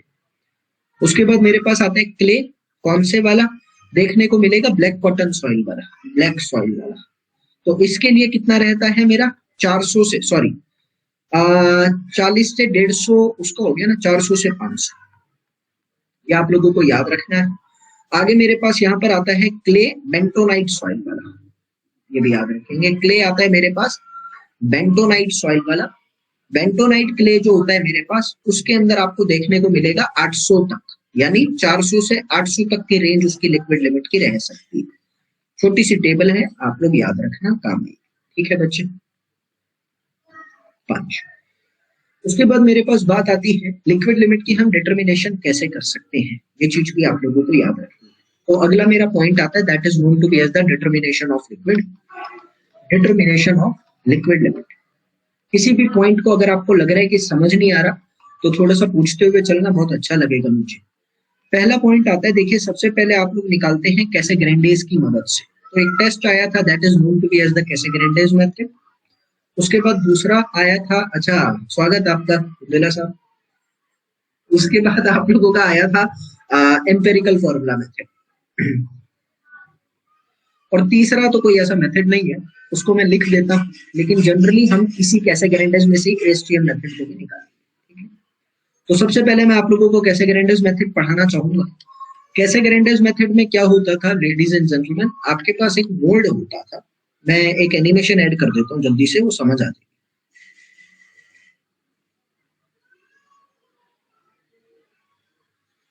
हाँ जी, ये आप लोगों को स्क्रीन पर दिख रहा होगा मेरे प्यारे बच्चे। इस एपरेटस को नाम दिया जाता है कैसाग्रेंडेज एपरेटस। कैसाग्रेंडेज एपरेटस आप लोगों को दिख रहा है। इस कैसाग्रेंडेज एपरेटस, ये जनरली आपका कैसाग्रेंडेज एपरेटस है ओरिजिनल वाला, ठीक है। ओके, तो आपने क्या करा, अपनी मिट्टी के साथ एक पानी को मिलाया और एक नीडिंग पेस्ट बना लिया। उस नीडिंग पेस्ट को जनरली इस कैसाग्रेंडेज एपरेटस में आप फिल कर देंगे। ये क्या है, आपका नीडिंग पेस्ट है। नीडिंग पेस्ट को आपने कैसाग्रेंडेज एपरेटस में फिल कर दिया और फिल करने के बाद लेडीज एंड जेंटलमैन आप क्या करते हैं, आप अपने इस नीडिंग पेस्ट के अंदर एक ग्रूव खींचते हैं। ये जो कट लगा रखा है इसको बोला जाता है ग्रूव। शब्दों पर गौर देंगे, मैं लिखवा नहीं रहा बट समझा अच्छे से रहा हूं, दोबारा सुनिए। इस कैसाग्रेंडेज एपरेटस में आप लोग अपने नीडिंग पेस्ट को भर दीजिए। नीडिंग पेस्ट को भरने के बाद बीच में कट लगाते हैं। वो कट बेसिकली दो तरह के एपरेटस से लगाया जाता है। एक है कट लगाने के लिए, इसको बोला जाता है कैसाग्रेंडेज टूल, इसको बोला जाता है कैसाग्रेंडेज टूल, और आगे वाले को बोला जाता है ASTM टूल। ये generally American system tool machine है, तो ASTM टूल है ये, American standard tool machine system. तो इस ग्रूव से जब मैं कट लगाता हूं तो इसको बोला जाता है ASTM टूल, और इसको लगाने के लिए हम कहते हैं कैसाग्रेंडेज टूल। ये जनरली आप लोगों का कोर्स सॉइल के लिए यूज होता है, और वो वाला आप लोगों के लिए फाइन सॉइल के लिए भी आप यूज कर सकते हैं। अभी तुम्हारा क्वेश्चन ये बनेगा, अभी तो आप सर ये बता रहे थे कि हम कोर्स सॉइल में लिक्विड लिमिट नहीं निकालते, लेकिन मैंने ये भी तो बताया था ना कि हम फाइन सॉइल में भी प्रॉपर नहीं निकालते। प्रैक्टिकली हमारे पास दो तरह की सॉइल होती है, कोर्स प्लस में फाइन। तो ऐसा बोला गया है कि जब मिट्टी के अंदर कोर्स पार्टिकल फाइन से ज्यादा हो जाता है तो कैसाग्रेंडेज यूज करो, जब फाइन कोर्स से ज्यादा हो जाएगा तो ASTM को यूज करने का मन करता है। भारत के अंदर हम लोग जनरली कैसाग्रेंडेज का यूज करते हैं, इंडिया के अंदर ये यूज करते हैं, ठीक है। कैसे याद करूंगा, ASTM के अंदर अमेरिका है, अमेरिका का मतलब ही फॉरेन हो गया ना, तो भारत के अंदर जनरली इसको यूज करते हैं। इसकी विड्थ कितनी होती है वो आपको याद रखनी है, एग्जाम में पूछी जाती है बच्चे। होता क्या है जनरली कि ये बॉटम से 2 mm का, ये बॉटम से 2 mm का एक कट लगाता है, और टॉप से, ये जो टॉप है ये 11 mm का कट बनाता है। 11 mm बोले तो लगभग आधे इंच का कट बनाता है, ठीक है। लगभग अप्रोक्सीमेटली बोल रहा हूँ, वैसे 25 के आसपास होता है ना लगभग। तो मैंने कहा कि ये जब मैंने कट लगाया या फिर ASTM से जब लगाया जाता है तो इसका भी बॉटम का 2 होता है। इसकी विड्थ जो होती है, टॉप विड्थ, वो 13.6 होती है। Depth of the is 10 mm रहती है, और इसके अंदर डेप्थ कितनी रहती है, वो आप लोगों की 13 पॉइंट कुछ के आसपास रहती है, ठीक है। No need to learn the depth, it is only main thing कि बॉटम और टॉप कितना रहता है। आप क्या करते हैं, इस ग्रूव के अंदर कट लगाया, और ये ग्रूव जो है लेडीज एंड जेंटलमैन अभी क्या हो रहा है, नीचे से 2 mm तक का कट इस पे लग चुका है। अब आप क्या करते हैं, इस ग्रूव को इस हैंडल की मदद से घुमाते हैं, इस ग्रूव को इस हैंडल की मदद से घुमाते हैं। जब आप इसको घुमाते हैं तो जैसे जैसे आप इस ग्रूव को खींचते हैं, ये जो आपकी बॉल है ये एक बारी ऊपर जाती है फिर नीचे आती है। एक साइकिल इसको बोला जाता है, एक साइकिल इसको बोला जाता है। यानी आप किस हिसाब से घुमाएंगे, एक रेवोल्यूशन में ऊपर जाके नीचे आ जाती है। कितनी हाइट तक ऊपर जाती है, 1 सेंटीमीटर तक, और 1 सेंटीमीटर ही गिरती है, ठीक ना। ऊपर नीचे आना एक साइकिल हो गया। आपने क्या करा, आपने इस हैंडल को घुमाया।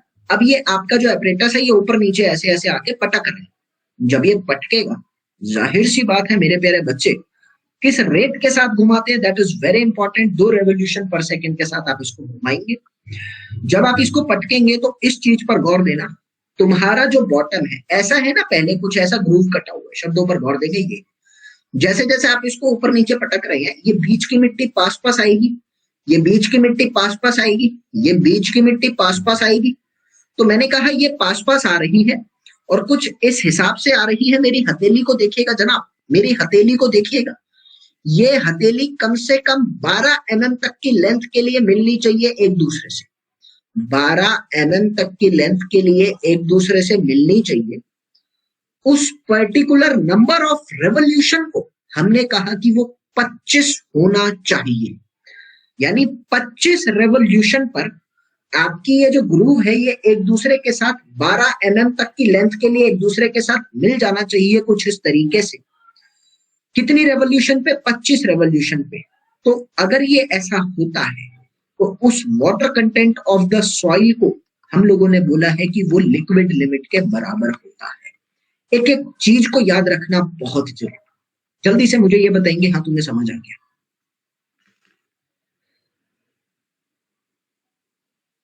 एक एक वैल्यू को याद रखना बहुत जरूरी आता है। उसके बाद मेरी एक दो बात लिखवा देता हूं, काम की बात यहां से निकल कर आती है। सबसे पहले तो मैंने ये कहा 2 मिनट का ब्रेक मिलेगा। क्यों? जाइए जल्दी से होकर आइए। थोड़ा बहुत लिखवा रहा हूँ, वो आप डाउनलोड कर लेना, पढ़ाऊंगा आपके आने के बाद, लेकिन 2 मिनट से ज्यादा मत लगाना क्योंकि सही रहता है। इतने में एक शायरी में निकाल दूंगा, ठीक है? अब ये लिखवा देता हूँ। नाउ लेडीज एंड जेंटलमैन, मैं ये कहूंगा the water content of the soil for which 2 mm groove vanishes 2 mm groove vanishes for the length of 12 mm on 25 revolution, that is known to be as the liquid limit of the soil। छोटी सी definition मुझे देखने को मिली। छोटी सी बात अब यहाँ पे करता हूँ। तुम अगर डायग्राम में देख रहे थे तो यहाँ शायद दिखा नहीं रखी, यहाँ पे ना एक रबर प्लेट होती है, यहाँ पे एक रबड़ का बेस होता है। जनरली हम लोग इसको रबड़ का बेस रखते हैं, इसी पर तो आकर वो टकराता है, इसी पे तो आके वो टकराता है।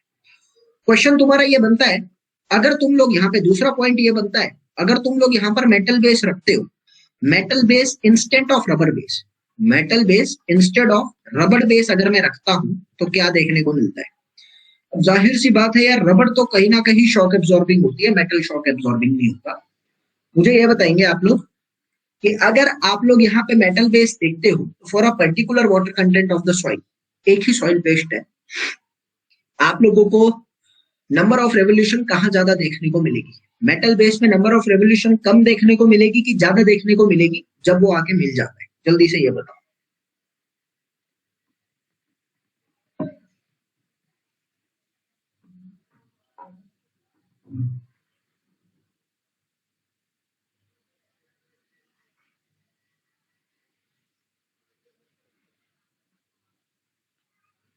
हाँ जी, जाहिर सी बात है कम देखने को मिलेगी। सो आई विल से दैट की number of revolutions will be decreased. अब ये क्वेश्चन बना था एक बार ईएस के पेपर में, number of revolution will decrease, छोटा सा क्वेश्चन यहाँ पर ये बना। अब होता क्या है लेडीज एंड जेंटलमैन, इसी के करस्पॉन्डिंग में क्या करता हूँ कि अपना एक छोटा सा वो बनाता हूँ, कर्व बनाता हूँ। इसी के करस्पॉन्डिंग मैं एक कर्व बनाता हूँ। तो मैं क्या करता हूँ कि मैंने 2-3 सॉइल सैंपल ले लिए, उन सॉइल सैंपल के अलग अलग वाटर कंटेंट पे अलग अलग नंबर ऑफ रेवोल्यूशन के करस्पॉन्डिंग वो ग्रूव आके मिलेगा। मैंने कहा एक सॉइल थी जिसके अंदर पानी ज्यादा था, तो जाहिर सी बात है ज्यादा पानी वाली मिट्टी जल्दी आके मिलेगी क्योंकि उसमें फ्लोइंग कंडीशन ज्यादा है। तो मैंने कहा कि वो N1 रेवोल्यूशन के करस्पॉन्डिंग आके मिल गया। सिमिलरली आपकी दूसरी मिट्टी जिसके अंदर पानी कम था वो N2 रेवोल्यूशन के करस्पॉन्डिंग आके मिला, तीसरी मिट्टी N3 के करस्पॉन्डिंग आके मिली। तो मैंने क्या करा, मैंने एक कर्व बनाया, और वो कर्व मुझे किस तरह का देखने को मिलता है, तो यहां से एक छोटा सा आता है, that is known to be as the flow curve. तो फ्लो कर्व मेरे पास एक टॉपिक निकल कर आता है, यहां से 2-3 चीजें देखता हूँ। फ्लो कर्व मैंने क्या बनाया था, फ्लो कर्व में मुझे देखने को मिला था कि एक तरफ तो मैं रखता हूं अपना वाटर कंटेंट, एक तरफ मैं रखता हूं अपना number of revolution of the soil. Number of revolution of the soil या नंबर ऑफ रेवोल्यूशन की जगह रोटेशन भी कह लो, कोई ऐसी फर्क नहीं आएगा, लेकिन जनरली इसको मैं लॉग की टर्म्स में रखता हूँ। लॉग की टर्म्स में क्यों रखा जाता है, क्योंकि जब आप इसका कर्व प्लॉट करते हैं तो आपको वो स्ट्रेट लाइन मिल जाता है, अदरवाइज वो स्ट्रेट लाइन नहीं आता। लॉग की टर्म्स में रखने से कहीं ना कहीं आपकी कैलकुलेशन आसान हो जाती है। फॉर द कैलकुलेटिव पर्पस हम लोग लॉग का यूज करते हैं, लॉग बेस्ड है फॉर कैलकुलेशन पर्पस, ठीक है। लॉग का यूज करने में जल्दी काम हो जाता है, ठीक है बच्चे। आपने क्या करा, यहाँ पे 2-3 लाइनें खींची, मतलब W1 के करस्पॉन्डिंग जो आप लोगों का नंबर ऑफ ब्लोज आ रहा था और W2 के करस्पॉन्डिंग जो नंबर ऑफ ब्लोज आपको देखने को मिल रहा था, उसमें आप लोगों ने 2-3 चीजें देखने को मिली। यहाँ पर आपका वाटर कंटेंट था W1, इसके करस्पॉन्डिंग नंबर ऑफ ब्लोज आ रहा था N1। यहाँ वाटर कंटेंट आ रहा था W2, नंबर ऑफ ब्लोज, इसके करस्पॉन्डिंग जो मीटिंग पॉइंट के लिए जरूरी था, मीटिंग पॉइंट के लिए जो जरूरी था, that is known to be as the W2। अगर मैं इस छोटे से कर्व का स्लोप निकालना चाहता हूँ, अगर मैं इस छोटे से कर्व का स्लोप निकालना चाहता हूँ, तो मैं क्या करूंगा, स्लोप का फॉर्मूला होता है y2 minus y1 upon x2 minus x1। y2 कितना था, y2 आप लोगों का ये W2 था, y1 कितना था, W1 था, और ये कितना था, x2 that is log of n2, log of n2 minus log of n1। Now ladies and gentlemen, when I will be going to define it, तो मुझे कहीं ना कहीं मैं कह सकता हूँ कि W1 तो बड़ा है W2 से, तो मैं इसके स्लोप को ऐसे लिख सकता हूँ ना, that is equal to minus of W1 minus W2 upon log of n2 by n1। अब ये कहाँ से लिखाया मैंने, log a minus log b का एक प्रॉपर्टी होता है log a अपॉन में b, तो मैंने लिख दिया log a अपॉन में b। माइनस क्या डिक्रीज करता है, माइनस आप लोगों को दिखाता है कि number of blows will decrease for increment in water content. जैसे जैसे मैं अपना वाटर कंटेंट को इंक्रीज करूंगा, नंबर ऑफ ब्लोज कम होंगे, तो ये नेगेटिव यही शो कर रहा है और कुछ नहीं कर रहा। इस स्लोप को अंग्रेजी भाषा में हम लोग नाम देते हैं फ्लो इंडेक्स। इस स्लोप को हम लोग अंग्रेजी भाषा में नाम देते हैं बच्चे फ्लो इंडेक्स, याद रखेंगे, काम की बात, ठीक है। चलिए, तो अभी इस तरीके से मैं जनरली अपना फ्लो इंडेक्स निकाल कर देता हूँ। फ्लो इंडेक्स बेसिकली बताता क्या है, आगे की बात बनाएंगे। फ्लो इंडेक्स जनरली आपको flow behaviour of the soil के बारे में बताता है, फ्लो बिहेवियर ऑफ सॉइल के बारे में बताता है, इंडिकेट्स या signifies flow behaviour of the soil. किस तरीके से देखते हैं, फ्लो इंडेक्स को हम लोग IF से डिनोट करते हैं। जितना ज्यादा IF होगा उतना ज्यादा फ्लो बिहेवियर होगा। कैसे, आपको छोटी सी चीज समझ आती है, जितना ज्यादा आपका IF होगा उतना ज्यादा W1 होगा, W1 जितना ज्यादा उतना ज्यादा IF, यानी वाटर कंटेंट जितना ज्यादा होगा उतना ज्यादा लिक्विड प्रॉपर्टी होगी, तो उतना ज्यादा फ्लो बिहेवियर होगा। जाहिर सी बात है, क्लियर है, जल्दी थम्स अप करेंगे बच्चे।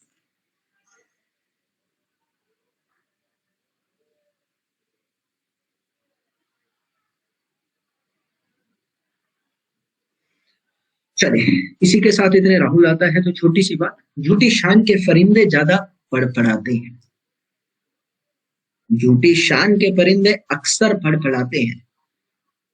अरे यार, जब तक आपकी तरफ से वाह वाह नहीं आता महफिल का अंदाज सुनना लगता है।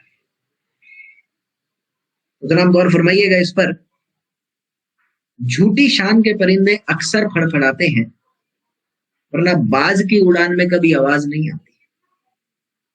ठीक है, चलिए, तो अभी मेरी बात आती है यहाँ पर। सो लेडीज एंड जेंटलमैन, अभी मैंने आप लोगों को वो भी समझाया कि बेसिकली प्लास्टिसिटी क्या होता है, प्लास्टिक स्टेट क्या होता है, property of the soil to deform without showing any crack और fracture under the external force. इस मिट्टी को मैंने इस तरफ से जब डिफॉर्म करा तो कोई क्रैक नहीं आ रहा, दैट इज द प्लास्टिसिटी। क्यों होती है, मैंने तुम्हें बताया ये चीज कि नेगेटिव चार्ज के अराउंड जब वाटर के मॉलिक्यूल्स आते हैं, ये क्या है मेरे प्यारे बच्चे, वाटर मॉलिक्यूल्स। ठीक है, तो वाटर मॉलिक्यूल्स जब इसके आसपास आते हैं तो इसको एब्जॉर्बर का नाम देते हैं, न्यूट्रलाइज कर देते हैं। तो हम जब इसको डिफॉर्म करते हैं तो ये ऐसे डिफॉर्म हो जाता है, irreversible plastic deformation, that is known to be as the plastic state. मैंने तुम्हें बहुत अच्छे से ये चीज समझा। ठीक है, आगे चलते हैं। तो छोटी सी बात आई है, क्या लिखा हुआ है, absorb water is necessary to impart plasticity in the soil, that can be the MCQ question. इसके बिना कभी भी नहीं हो पाएगा। और इसी के साथ मैंने तुम्हें अब प्लास्टिक लिमिट की तरफ लेकर जाना है, लिक्विड लिमिट और कंप्लीट कराता हूं पहले। वो हाँ भाई, एक एम्पेरिकल फॉर्मूला आता है, उस एम्पेरिकल फॉर्मूले की मदद से भी हम लोग लिक्विड लिमिट निकाल लेते हैं कई बारी। फिर उसके बाद कोन पेनिट्रेशन टेस्ट, वो मैं अपनी तरफ से आप लोगों को पढ़ाऊंगा थोड़ी देर में। तो एम्पेरिकल फॉर्मूला आप लोगों को क्या आता है, याद रखेंगे, liquid limit is equal to में water content is equal to n/25 की पावर x। अब WL is equal to liquid limit, उस फॉर्मूले में वैल्यू पुट करनी होती है और आंसर आ जाता है। ठीक है बच्चे, water content at n number of blows, जो n के करस्पॉन्डिंग वाटर कंटेंट है, कुछ भी हो सकता है, water content at n number of blows, और x का जो वैल्यू आता है आप लोगों के लिए वो फिक्स रहता है 0.068 से लेकर 1 के बीच में आपका जनरली ये वैल्यू फिक्स रहता है। 1 पॉइंट कुछ होता है, 1 ही लेकर चलते हैं अभी इसको, ठीक है। नंबर ऑफ ब्लोज का वैल्यू, अगर आप लोगों का ये छोटा सा वैल्यू है, अगर आपका नंबर ऑफ ब्लोज का वैल्यू 20 से 30 के बीच लाई करता है तो आप लोगों का x का वैल्यू 0.1 होता है, याद रखें, ठीक है। फॉर्मूला है भाई, इसमें कुछ बताने का नहीं है, तो ये तो आपको रटना है, रट्टा मारो जिंदाबाद है, ठीक है ना, क्लियर। एक और केस आता है आपका, that is known to be as the Soviet liquid method device. मैं लिखवाना भूल गया था, एक बार तीसरा लिखवा देता हूं जल्दी से, that is known to be as the cone penetration test. उसके लिए मैं जो पीडीएफ लाया हूं उसमें से बता दूं, ठीक है।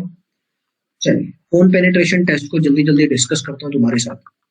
नाउ लेडीज एंड जेंटलमैन, के कोन पेनिट्रेशन टेस्ट होता क्या है?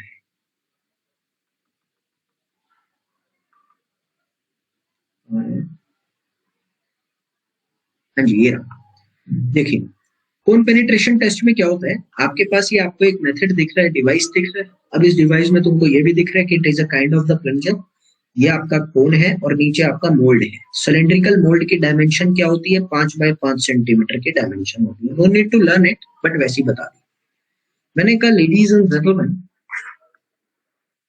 आप लोगों का जब ये कोन पेनिट्रेशन टेस्ट में मैं मोल्ड में एक पानी का पेस्ट बनाकर सॉइल के साथ रखता हूं, और रखने के करीब और करीब 20 सेकंड मैक्सिमम होता है, वैसे हम 5 से 7 सेकंड लेते हैं। मैंने क्या किया, उसको रखने के बाद इस कोन को उस मिट्टी में छोड़ा, तो जाहिर सी बात है कि अगर मिट्टी का वाटर कंटेंट ज्यादा है तो कोन ज्यादा पेनिट्रेशन शो करेगा, अगर वाटर कंटेंट कम है तो कोन कम पेनिट्रेशन शो करेगा। भाई गाढ़ी और हल्की मिट्टी का खेल बता रहा हूं ना। तो मैंने कहा कि उस पर्टिकुलर वाटर कंटेंट के करस्पॉन्डिंग आपका ये कोन 5 सेकंड के अंदर 20 mm का जब पेनिट्रेशन शो करेगा, उस पर्टिकुलर वाटर कंटेंट के करस्पॉन्डिंग जब ये 5 सेकंड में 20 mm का पेनिट्रेशन शो करता है, उस पर्टिकुलर वाटर कंटेंट को नाम दिया जाता है liquid limit of the soil.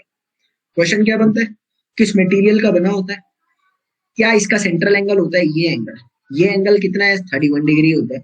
Actually मैं आपको बताना चाहता हूँ 31 पूरा नहीं होता, 30 प्लस माइनस 1 चलता है, तो हम माइनस तो कभी भी नहीं रखते, प्लस ही रखते हैं। तो 30 प्लस 1 डिग्री लेकर चलते हैं, मतलब 30 से 31 के बीच में लाई करता है, ऐसा लिख लो, ठीक ना। और इसका मास कितना होता है, 80 ग्राम का होता है। ये इंडियन स्टैंडर्ड है, एएसटीएम की डाटा याद करने की जरूरत नहीं है, करना हो तो कर लेना, कोई ऐसी दिक्कत नहीं, समझना एक ही चीज है, कोई भी दुविधा नहीं आ रहा है, ठीक है। जल्दी से थम्स अप करेंगे, हाँ इसमें कोई दिक्कत नहीं है, बेसिक्स आता समझ आ गया। आगे मैं बढ़ूंगा फिर, चले आगे चलते हैं मेरे प्यारे बच्चे। अगला मेरा टर्म आता है, that is known to be as the plastic limit of the soil. यार ये क्या सीन है इसका,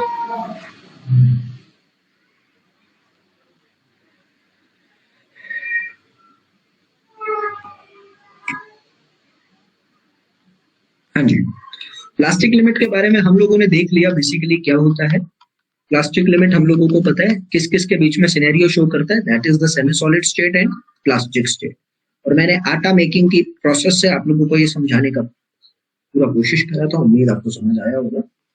सो लेडीज एंड जेंटलमैन, इसके बाद मेरी बात आती है कि ये प्लास्टिक लिमिट बेसिकली स्लाइडिंग मास, मतलब अरे जैसे ये प्लंजर है और इसमें से ये पेन है, पेन के नीचे वजन है, अब जब इसको छोड़ूंगा तो ये पेन नीचे जाएगा ना, इसको बोला गया स्लाइडिंग मास।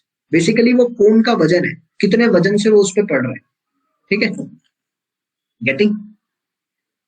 प्लास्टिक लिमिट के बारे में सब क्लियर हो गया, प्लास्टिक स्टेट भी समझ आ गई, प्लास्टिक लिमिट का प्रैक्टिकल वर्जन भी समझ आ गया, उम्मीद आगे चलना चाहिए मुझे। अभी बात आती है कि determination of the plastic limit क्या करता हूं मैं। तो determination of the plastic limit से रिलेटेड एक चीज समझ में आई। मैंने क्या करा, अपनी मिट्टी के साथ पानी मिलाया, पानी मिलाने के बाद उसको गोल गोल एकदम बढ़िया बना लिया, चिकना सरफेस, और उसको शीशे के सरफेस पे रखते हाथ से रोल कर। यहां तक डाउट नहीं है, मिट्टी ली, मिट्टी में पानी मिलाया, पानी मिलाने के बाद उसका पेस्ट बना लिया, और पेस्ट बनाने के बाद शीशे पे हाथ से उसको रोल करा। अब जाहिर सी बात है कि जब वो उसको रोल करूंगा तो एक कंडीशन तो मेंटेन रहेगी, ऐसा तो नहीं है भेड़ चाल में कर दूं।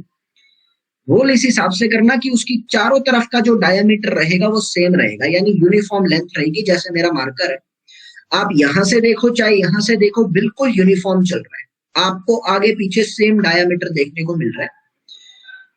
That is the uniformity condition.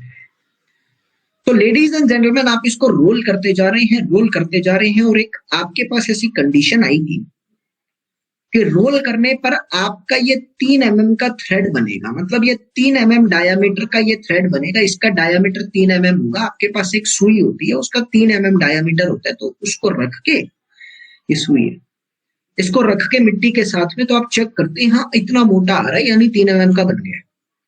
3 mm का डाया बनने के बाद बेसिकली समझने का प्रयास करना, आपका ये मिट्टी जो है इसके सरफेस पे क्रैक आने लग जाएगा, यानी on forming 3 mm dia, on forming 3 mm dia, crack will be going to shown on the surface.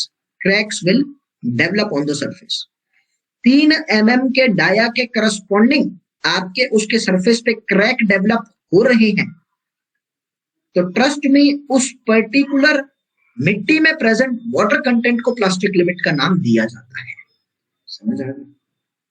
Water content at that stage, water content of the soil, water content of the soil is called the plastic limit of the soil। ये हमारे एक standardised process है, कोडल provisions है, तो हमें ये process याद रखना है। is called the plastic limit। ठीक है, उसके बाद मेरी बात आती है, अब यहां से कुछ दुविधाएं निकल कर आती है। बाई चांस मान लो आपकी मिट्टी के अंदर पानी ज्यादा है, तो मेरा क्वेश्चन तुमसे जो बनेगा वो मैं पूछ रहा हूं और फिर तुम्हें मैं दिखा दूंगा। क्वेश्चन मेरा ये आया कि अगर तुम्हारी मिट्टी के अंदर पानी ज्यादा है, तो बच्चों पानी ज्यादा होने की वजह से आपकी मिट्टी मोटे डायामीटर पे ही क्रैक शो करेगी या फिर और पतली होती रहेगी तो जाके क्रैक शो करेगी? जल्दी बताओ। आपकी मिट्टी के अंदर पानी कम है, वाटर मतलब जो प्लास्टिक लिमिट होनी चाहिए उससे कम है, तो वो मोटे मोटे डायामीटर पर यानी थोड़ा बहुत रोल करने पर ही क्रैक शो कर देगी, या ज्यादा रोल होने के बाद कम डायामीटर हो जाएगा, बिल्कुल पतली हो जाएगी, जब जाके क्रैक शो करेगी? भाई देखिए, आंसर मेरे पास आया पतली हो जाएगी। अब जाहिर सी बात है, ज्यादा पानी होगा तो ज्यादा देर तक डिफॉर्म हो सकती है ना, याद आया? ज्यादा पानी होगा तो ज्यादा आटा डिफॉर्म होगा, यानी डिफॉर्म का मतलब पतली होगी, पतली होगी तो ज्यादा देर तक सहन कर सकती है। इसीलिए जीवन के अंदर तुम लोग भी पानी ज्यादा पिया करो। पानी की कमी होने की वजह से हम लोगों की स्ट्रेंथ कम हो जाती है, ऐसा मुझे मतलब लगता है। तो वैसे तो मैं डॉक्टर नहीं हूं, लेकिन थोड़ी सी बता दी यार, अच्छा लगे तो फॉलो करना, नहीं तो कोई नहीं। चलो आगे चलते हैं। मैंने कहा लेडीज एंड जेंटलमैन,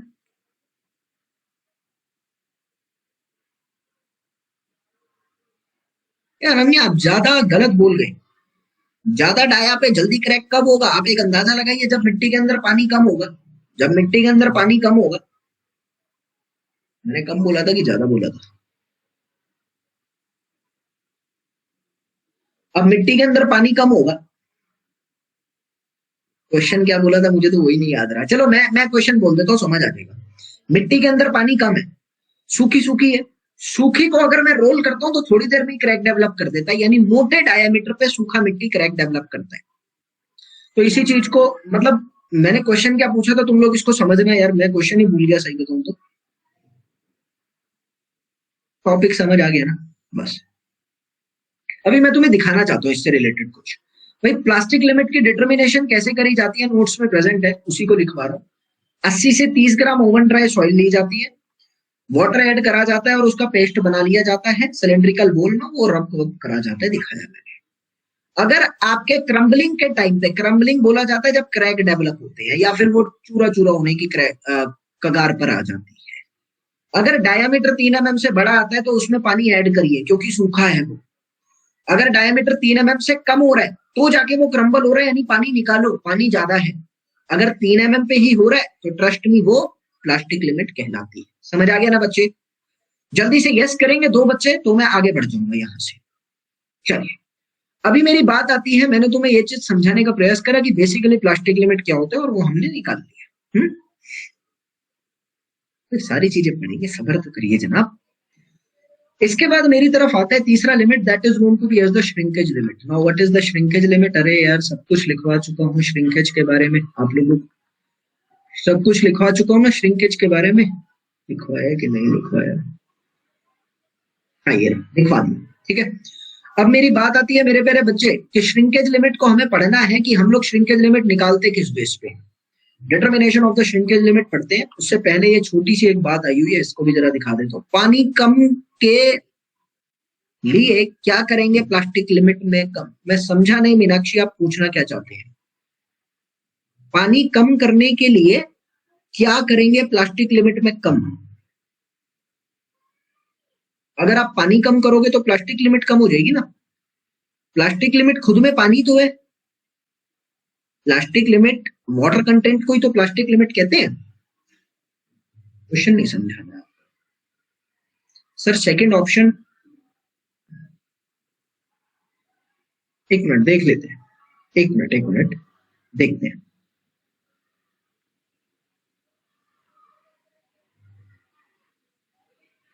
हाँ जी, कहना क्या चाहते हैं, अगर डायामीटर 3 mm है तो उस water content of the soil को plastic limit of the soil बोला जाता है।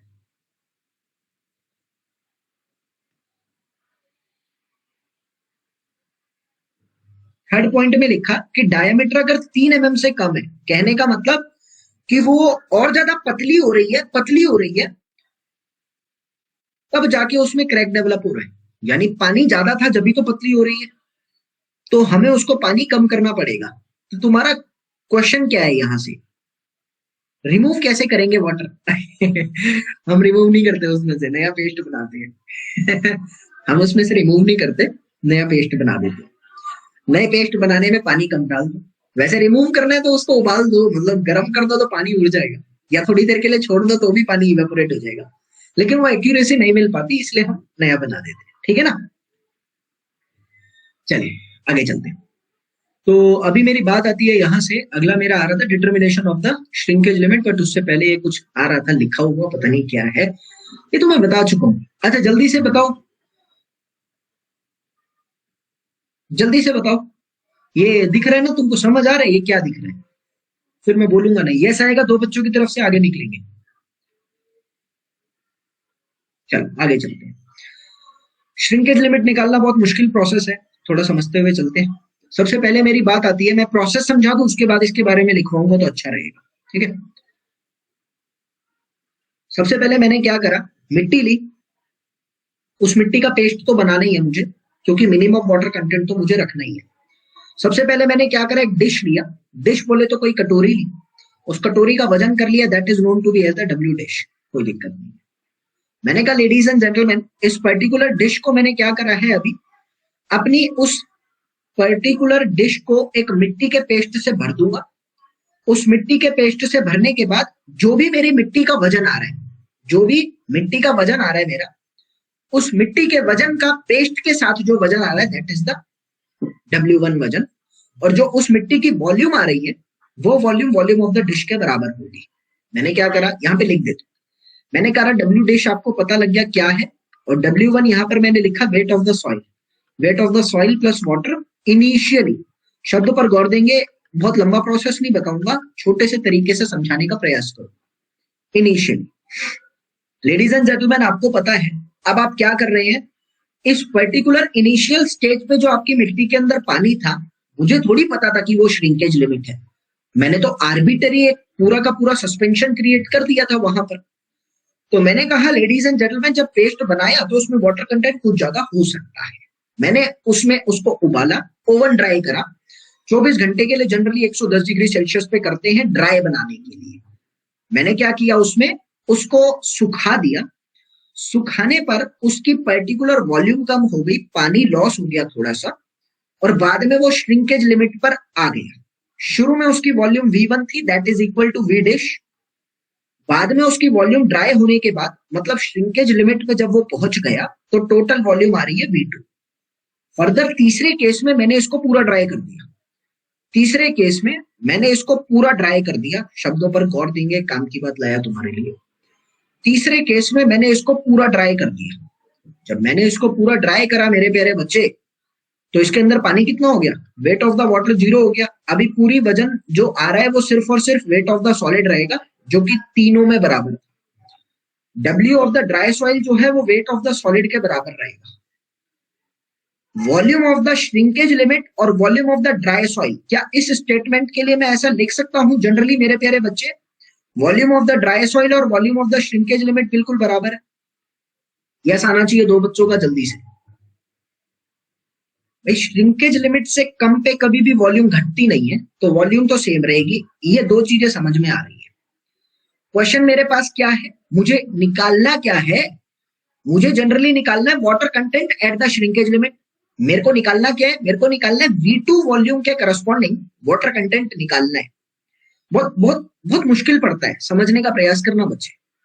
V2 के करस्पॉन्डिंग वाटर कंटेंट मुझे निकालना है।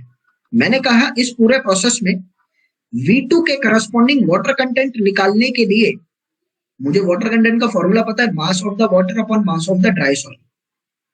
मास ऑफ द वाटर क्या अपॉन में ड्राई सॉइल। इसमें मास ऑफ द वाटर जो है वो मेरे को पता है कितना है। अगर मैं इस नीले वाले पोर्शन का मास ऑफ द वाटर ले लेता हूं, लेट इट बी mw, और मैंने कहा इसका मास ms है, तो मैं यहां से लिख सकता हूं water content will be equal to mw upon ms। कोई ऐसी दिक्कत नहीं है। अभी mw निकालना बड़ी दुविधा का काम आएगा मेरे लिए।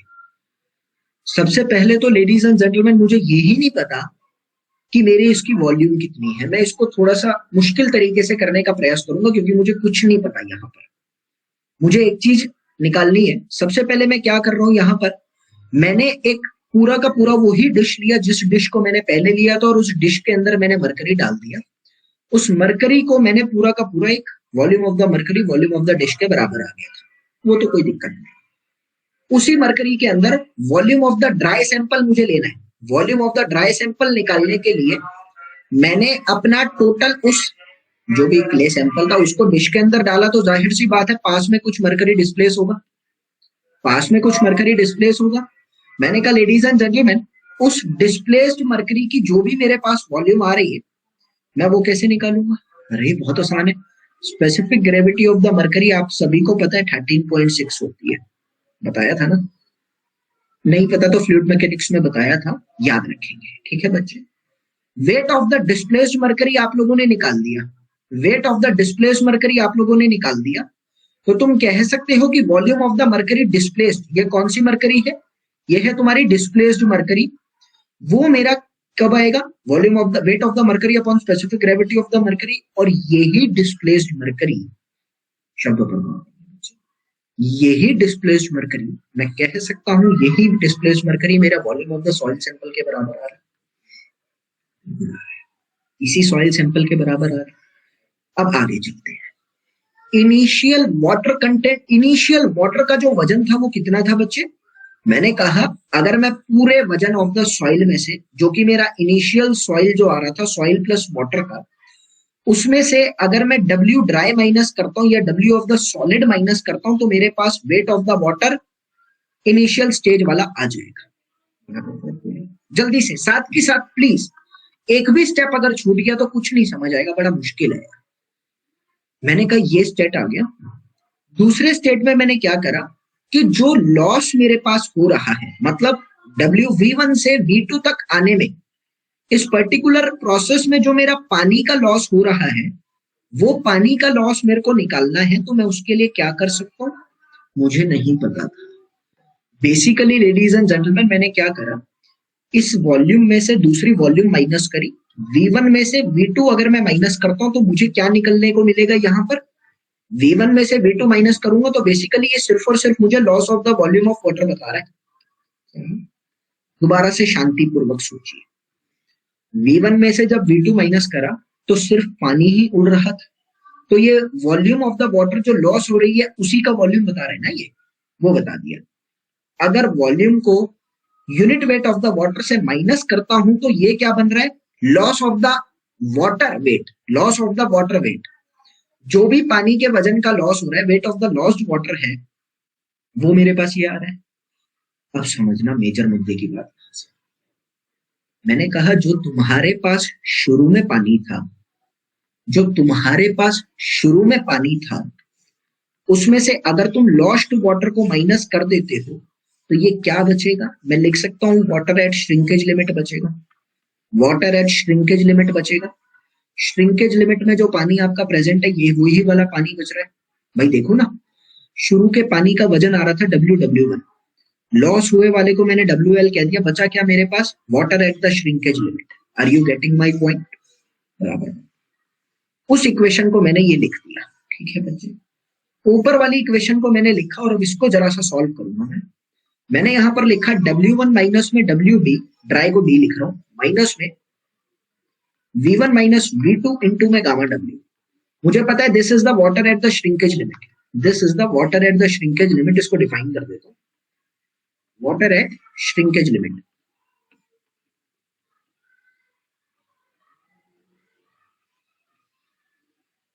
So ladies and gentlemen, I can say from this point, water at a shrinkage limit, but you need to find the water content. You need to find the water content. So you can write ना, water content निकालने के लिए तो mass of the solid से divide करना पड़ेगा, W1 minus WD, minus में V1 minus में V2 इंटू में गामा W अपॉन में WD। दोनों में मैंने WD से डिवाइड कर दिया और WD बोले तो WS एक ही फर्क है, कुछ नहीं है, ठीक है। मैंने यहां से कहा W1 में से जब तुम WS माइनस कर रहे हो, देखो एक चीज तुमको पता है बच्चे, WS और WD बराबर होगा, क्योंकि ड्राई सॉइल और सॉलिड बराबर ही होता है और कुछ तो उसमें होता ही नहीं। मैंने कहा अगर तुम इस छोटी सी टर्म को देख रहे हो तो तुम इस छोटी सी टर्म के बारे में लिख सकते हो, it is defined as the initial water content of the soil. जो मिट्टी मैंने शुरू में ली थी ये उस मिट्टी का वाटर कंटेंट है।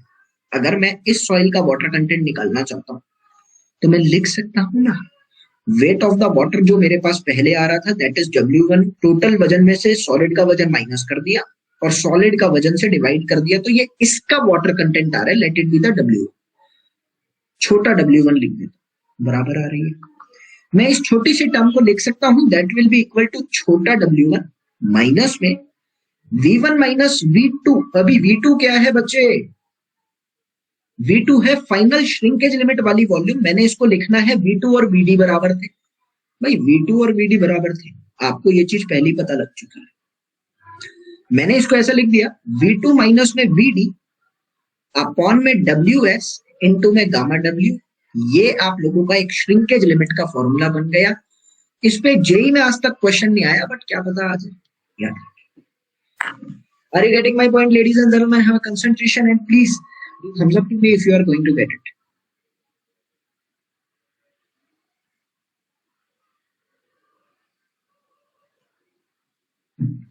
ये इसका फॉर्मूला बनता है, that is the shrinkage limit.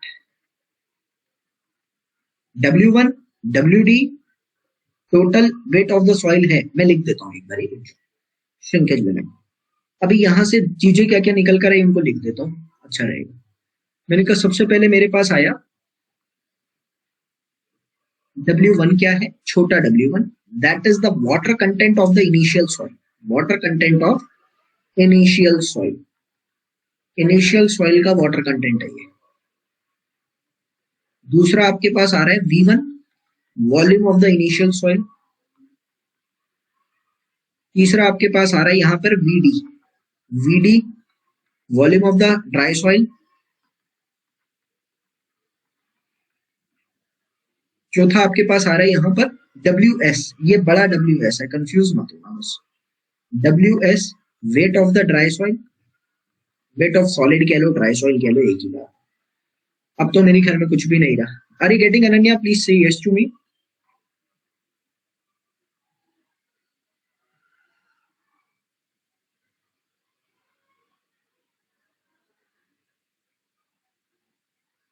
W1 जो है ये तो हो गया total weight of the soil. हाँ, ये total weight of the soil हो गया, ये ड्राई सॉइल हो गया, बिल्कुल सही बोला आपने। ठीक है, चल अब इसके बाद दो तीन चीजें निकल कर आती हैं, उन दो तीन चीजों को पढ़ लेते हैं, काम की बात है। नाउ लेडीज एंड जेंटलमैन, इसके बाद मेरी बात आती है that is note to be as the shrinkage ratio. अब ये क्या होता है जरा उनको भी पढ़ते हैं। सबसे पहले मेरे पास आता है श्रिंकेज इंडेक्स। अब ये श्रिंकेज इंडेक्स क्या होता है? Shrinkage index is defined as, छोटी सी बात बोल देता हूं, that is known to be as the plastic limit minus shrinkage limit. Plastic limit minus shrinkage limit. Plastic limit और श्रिंकेज लिमिट के बीच के रीजन को सेमी सॉलिड रीजन बोला जाता है, यानी कहीं ना कहीं श्रिंकेज इंडेक्स तुमको सेमी सॉलिड रीजन को सिग्निफाई कर रहा है। Signifies consistency of the semi solid state, consistency of the semi solid state. Clear. दूसरा इसके बाद मेरे पास फैक्टर आता है that is known to be as the shrinkage ratio. Shrinkage ratio is defined as the ratio of decrease in the volume with respect to dry volume के respect में decrement होना when the water content changes from, ये लिखेंगे या when नहीं लिखेंगे, ऐसे ratio of decrease in the volume with respect to dry volume to the change in the water content above the shrinkage limit, to the change in the water content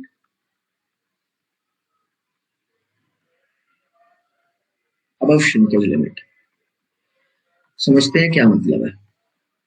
देखिए, आपको मैंने कहा, सभी को पता है ladies and gentleman, when we are going to observe the behaviour of the soil regarding the water content of the soil, it will be going to follow this behaviour.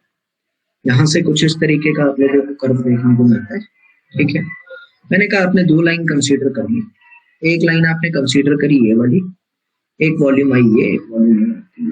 ठीक है, तो तुम यहां से लिख सकते हो मेरे प्यारे बच्चे कि ये मान लो V2 के करस्पॉन्डिंग है, ये V1 के करस्पॉन्डिंग है, ये W1 है, ये W2 है।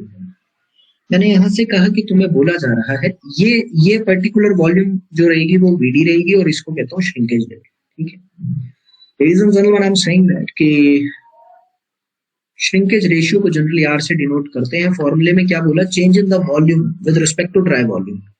मैं V2 से V1 पर आ रहा हूँ with respect to dry volume to the change in the water content। W2 से W1 पर जा रहा हूं into में 100 तो परसेंटेज के लिए लिखा जाता है, वो सब बेकार की बात है। फॉर्मूला समझ आया? जल्दी यस करो। श्रिंकेज रेशियो इसको बोला जाता है, जल्दी से।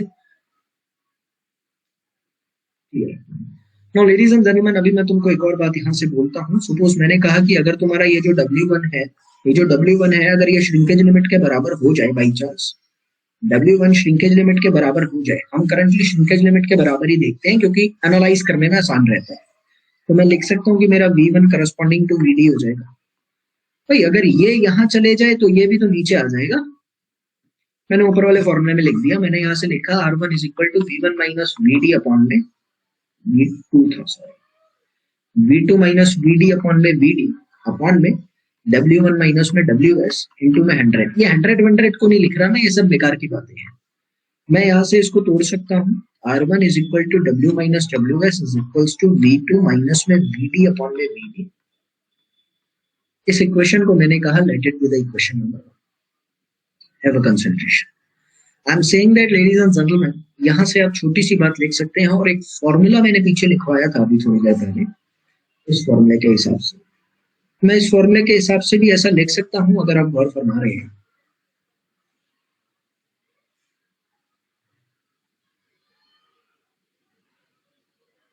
चलिए,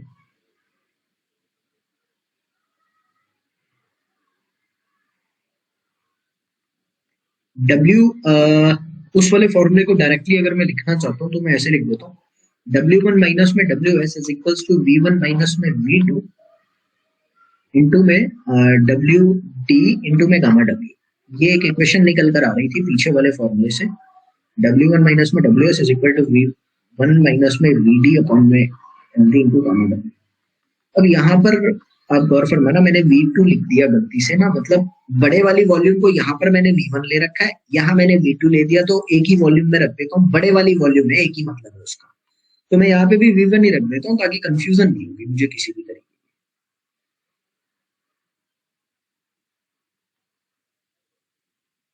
पीछे मैंने ऊपर वाले को V1 ले रखा है ना, तो मैं उसी के अकॉर्डिंग चल रहा हूं।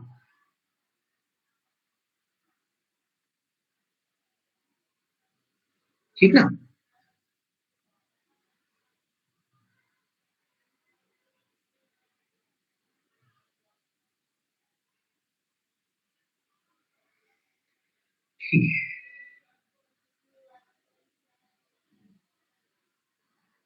अभी मैं यहां से लिख सकता हूँ ladies and gentleman, if I am going to divide 1/2, अगर मैं दोनों को डिवाइड कर देता हूँ यहाँ से, डिवाइड करने के बाद मुझे क्या मिल रहा है? R ऑफ ω1 माइनस में ω_s अपॉन में ω1 माइनस में ω_s is equals to V1 minus में VD अपॉन में VD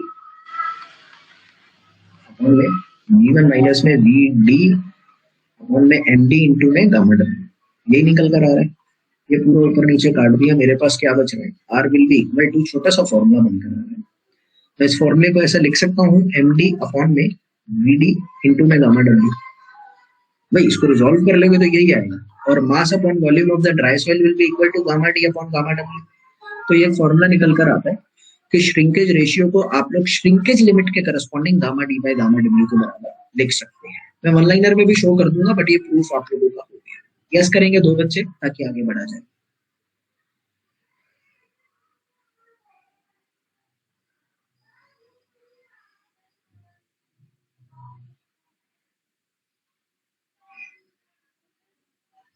क्लियर। आगे मेरी एक छोटी सी बात आती है, इसी को अगर मैं और ज्यादा तोड़ना चाहूँ तो मेरे पास एक नया फॉर्मूला जो पहले आया था, that is equal to shrinkage limit is equal to W1 minus में V1 माइनस में VD अपॉन में MD इंटू में गामा डब्ल्यू। ये ओरिजिनल फॉर्मूला मेरे पास आ रहा है। मैं यहाँ से लिख सकता हूँ लेडीज एंड जेंटलमैन कि shrinkage limit will be equal to VD minus में VS अपॉन में MS इंटू में gamma W. Are you getting the point? ये चलो मैं इसको इलेबोरेट कर देता हूँ ना। यहाँ पे आप लोग लिखिए mass of water in second. Mass of water in second बोले तो shrinkage limit state. Mass of water at shrinkage limit कितना होगा?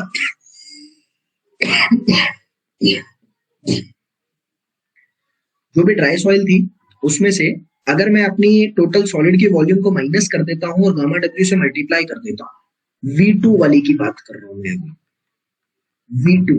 V2 वाली स्टेट में से अगर सॉलिड हटा दिया, उसमें से गामा डब्ल्यू माइनस कर दिया, तो मेरे पास मास ऑफ वाटर आ जाएगा। टोटल सेकेंड श्रिंकेज लिमिट वाली स्टेट में कितना आ रहा है, पिक्चर दिखाना चाहूंगा आप लोगों को। इसमें टोटल आपके पास V2 है, वो पता लगे कि V2 VD के बराबर है। मैंने कहा कि आपके टोटल वॉल्यूम में से अगर मैं सॉलिड की वॉल्यूम को माइनस कर देता हूँ तो मेरे पास गामा डब्ल्यू से मल्टीप्लाई करने के बाद इसका मास आ जाएगा। जल्दी थम्स अप करेंगे, ये स्टेप समझ आ गया। छोटी सी डेरिवेशन पार्ट है, तुम्हारे एग्जाम में किसी काम की नहीं है, बट फिर भी याद रखिए।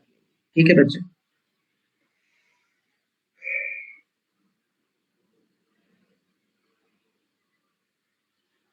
चलो अभी यहां से मैं लिख सकता हूं, अगर मुझे यही से निकालने के इसका वाटर कंटेंट कितना होगा सेकंड वाले का, simple mass of the solid से डिवाइड कर देगा।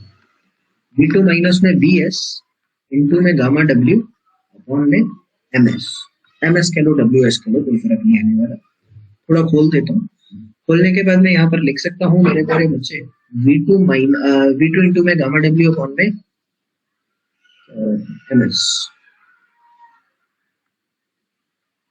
माइनस में VD into gamma W upon में MS। अभी बात को समझिए। तुम यहाँ पर लिख सकते हो छोटी सी बात कि MS is equal to MD चल रहा है आप लोगों का। तो तुम्हें एक चीज तो समझ आ गया यहाँ से कि V2 गामा डब्ल्यू अपॉन में MS जो है आप लोगों का,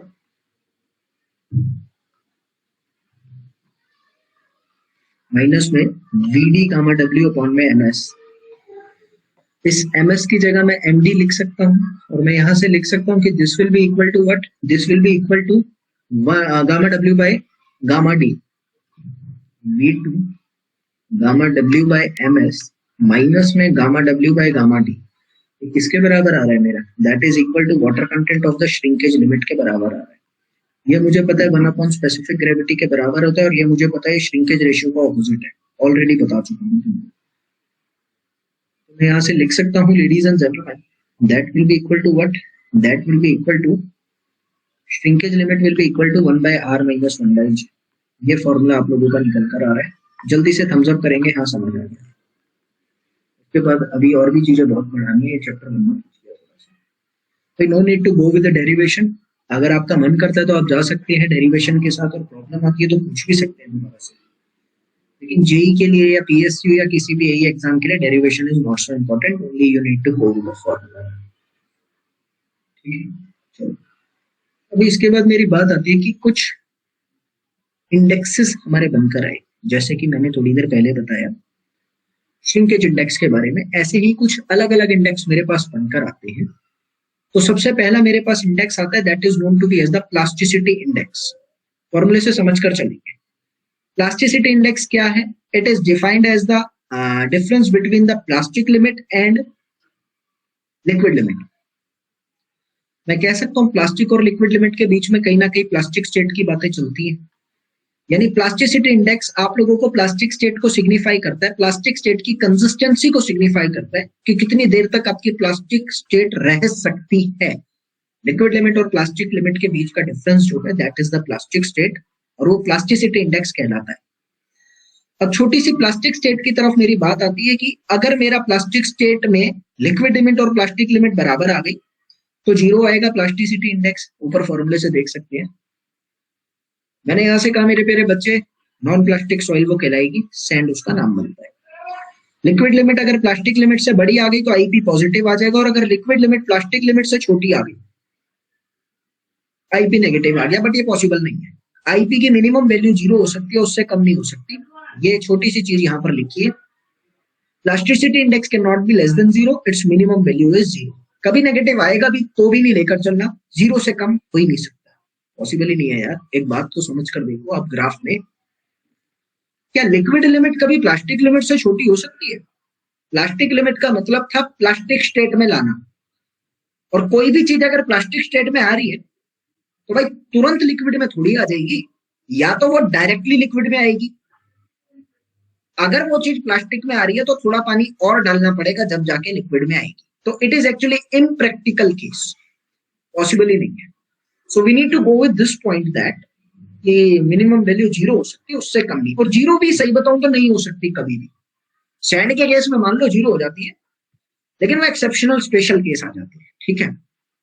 एक टेबल आता है, इस टेबल को याद रखेंगे हमेशा कि भाई अगर आपका प्लास्टिसिटी इंडेक्स 0 है, 0 से 7 के बीच है, 7 से 17 है और 17 से बड़ा है, तो इस टाइप की सॉइल देखने को मिलेगी, non plastic, low plastic, medium plastic, highly plastic. आपके जेई में अक्सर क्वेश्चन देखने को मिलते हैं, एग्जाम्पल आप लोगों को दे रखे हैं। अभी इसमें कुछ समझाने का नहीं है, रट्टा मारो जिंदाबाद का खेल है। अगला मेरे पास इंडेक्स आता है that is known to be as the consistency index. अब नाम सजेस्ट कर रहे हैं कंसिस्टेंसी, बोले तो कितना स्टेबल है। मैंने कहा जितना ज्यादा वाटर कंटेंट होगा, क्वेश्चन मेरा आप लोगों से बनकर आ रहा है, कृपया आंसर करिएगा। जितना ज्यादा मिट्टी का वाटर कंटेंट होगा उतनी कंसिस्टेंसी क्या होगी, कम होगी कि ज्यादा होगी? वाटर कंटेंट का कंसिस्टेंसी के साथ क्या रिलेशन चल रहा है जल्दी बताओ। अब जाहिर सी बात है कम होगी है। फॉर्मूला क्या बनाया? Liquid limit minus natural water content of the soil upon में plastic limit, plasticity index formula है। Liquid limit minus natural water content of the soil, जो भी वाटर कंटेंट है, अपॉन प्लास्टिसिटी इंडेक्स। मैंने कहा मान लो आपकी मिट्टी का वाटर कंटेंट जो है अगर वो लिक्विड लिमिट के बराबर है, तो तुम्हें भी पता है मिट्टी कैसी है, बहने योग्य है, कंसिस्टेंट तो है ही नहीं। कंसिस्टेंसी इंडेक्स कितना हो गया? फॉर्मूले में पुट करना, 0 आएगा। अगर WL को W पुट करोगे तो 0 आएगा, लगा दिया। लिक्विड लिमिट पे सॉइल है। अगर आपका लिक्विडिटी इंडेक्स, सॉरी, ये natural water content plastic limit के बराबर आ रहा है, मुझे पता था प्लास्टिक स्टेट एक स्टेबल स्टेट है, प्लास्टिक स्टेट में आपकी स्टेबल होती है। मैंने कहा कंसिस्टेंसी भरपूर तरीके से देखने को मिल सकती है, ये एक स्टेबल स्टेट है, ये क्रैक डेवलप नहीं करता, डिफॉर्मेशन शो करता है बट क्रैक नहीं डेवलप करता। समझ में आ रहा है? स्टेबल स्टेट बोला जाता है उसको, बोला गया वहां पर आपका कंसिस्टेंसी मैक्सिमम आता है, दैट इज द 1। मैक्सिमम नहीं बोलता, 1 से बड़ा भी हो जाता है, 1 आता है। यहां से कंसिस्टेंसी चल रही है, शुरू होती है कंसिस्टेंसी यहां से। मैंने कहा अगर आपकी सॉइल प्लास्टिक स्टेट में आ रही है, एटरबर्ग कर्व को अगर मैं एनालाइज करता हूं, जरा गौर फरमाइएगा। यहां से मैंने कहा मेरे प्यारे बच्चे कि आप लोगों का इस तरीके का कोई स्टेट चल रहा है, that is the solid, that is semi solid, that is plastic and that is liquid. Soil अगर प्लास्टिक स्टेट में है, सॉइल अगर प्लास्टिक स्टेट में है तो आपका वाटर कंटेंट कैसा रहना चाहिए जल्दी बताओ। आपका वाटर कंटेंट प्लास्टिक स्टेट में होने के लिए कैसा होना चाहिए बच्चे? भाई इसके बीच में होना चाहिए ना, लगा दिया, ठीक है। तो अगर आपके आईसी की वैल्यू 0 से 1 के बीच में जा रही है, यानी 0 लिक्विड लिमिट पे थी, 1 इसके बीच में आ रही है, शब्दों पर गौर देंगे। 0 कब थी? जब लिक्विड लिमिट पे था। 1 कब थी? जब प्लास्टिक लिमिट पे था। उसके बीच में चल रही है आईसी, यानी प्लास्टिक स्टेट पे लाई कर रहा है ना। समझ आ गया? कोई दिक्कत नहीं है। अगर आपके सॉइल का वाटर कंटेंट, मेरे प्यारे बच्चे गौर फरमाते हुए निकलो, आगे समझ आ जाएगा तुमको। अगर तुम्हारे सॉइल का वाटर कंटेंट प्लास्टिक लिमिट से भी कम आ रहा है, अगर तुम्हारे सॉइल का वाटर कंटेंट प्लास्टिक लिमिट से भी कम जा रहा है, मान लो यहां जा रहा है, तो तुमको पता है कि तुम्हारा यार प्लास्टिक लिमिट से भी कम जा रहा है, यानी कंसिस्टेंसी बढ़ रही है, कंसिस्टेंसी बढ़ रही है। अरे प्लास्टिक लिमिट पे कंसिस्टेंसी थी 1 के बराबर, अगर मैंने कहा उससे भी कंसिस्टेंट स्टेट की तरफ जा रहा हूँ, उससे बढ़िया स्टेट की तरफ जा रहा हूँ, नीचे आ रहा हूँ, कंसिस्टेंसी बढ़ रही है, यानी वाटर कंटेंट प्लास्टिक लिमिट से कम होगा। अगर आपका वाटर कंटेंट प्लास्टिक लिमिट से कम है तो आपका आईसी का वैल्यू 1 से बड़ा होगा। समझ में आया? फॉर्मूले में पुट करके तो निकाल ही लोगे, मेजर चीजें समझना, लिख दे आगे। अब मैंने कहा मान लो आपका वाटर कंटेंट आपकी प्लास्टिक लिमिट से भी लिक्विड लिमिट से भी ज्यादा आ रहा है, यहां से भी यहां पहुंच रहा है, तुम्हें पता है भाई ये फ्लो करेगा, ये रुक ही नहीं सकता, ये तो फ्लोइंग कंडीशन हो गया। कंसिस्टेंसी कैसी हो गई? बिल्कुल खत्म, है ही नहीं, जीरो, जीरो खत्म, नेगेटिव जा रही है, खत्म। नेगेटिव एक इम्प्रैक्टिकल केस है, मतलब एग्जिस्ट ही नहीं करता बेसिकली। जीरो कंसिस्टेंट का मतलब ही फ्लो होता है, तो ये क्या है? ये इम्प्रैक्टिकल है, मतलब एग्जिस्ट ही नहीं करती। हम जीरो पे भी कहते हैं फ्लो है, और उससे नीचे तो फ्लो जाएगी जाएगी, लेकिन थ्योरेटिकली हम इसको मान के चलते हैं। ठीक है, ये चीज समझ आ रही है बच्चे? समझ आना बहुत जरूरी है। डब्ल्यूसी एंड कंसिस्टेंसी, हाँ बिल्कुल अनन्या, ये बिल्कुल सही बोल रहे हैं आप। ठीक है, चलिए अगला मेरा इंडेक्स आता है, that is known to be as the liquidity index. बिल्कुल ऑपोजिट, बिल्कुल ऑपोजिट। कंसिस्टेंसी क्या बता रही थी? स्टेबिलिटी। लिक्विडिटी क्या बताएगा? बहने की कंडीशन। तो लिक्विडिटी इंडेक्स में क्या मिल रहा है? कितनी बहेगी, कितनी बहेगी। अब यार फॉर्मूला देख लेते हैं पहले तो WL minus WP upon IP। समझे इस चीज? मैंने कहा लेडीज एंड जेंटलमैन, और ज्यादा इलेबोरेट अगर करना चाहो तो तुम यहाँ से लिख सकते हो। अगर तुम्हारा सॉइल का वाटर कंटेंट प्लास्टिक लिमिट से भी बड़ा, अगर लिक्विड लिमिट के बराबर आ रहा है, तो लिक्विडिटी इंडेक्स क्या होगा? 1 आएगा फॉर्मूले के अकॉर्डिंग। और मुझे पता है लिक्विड लिमिट का मतलब फ्लो प्रॉपर्टी, और लिक्विडिटी इंडेक्स फ्लोइंग कंडीशन की बातें बता रहा है।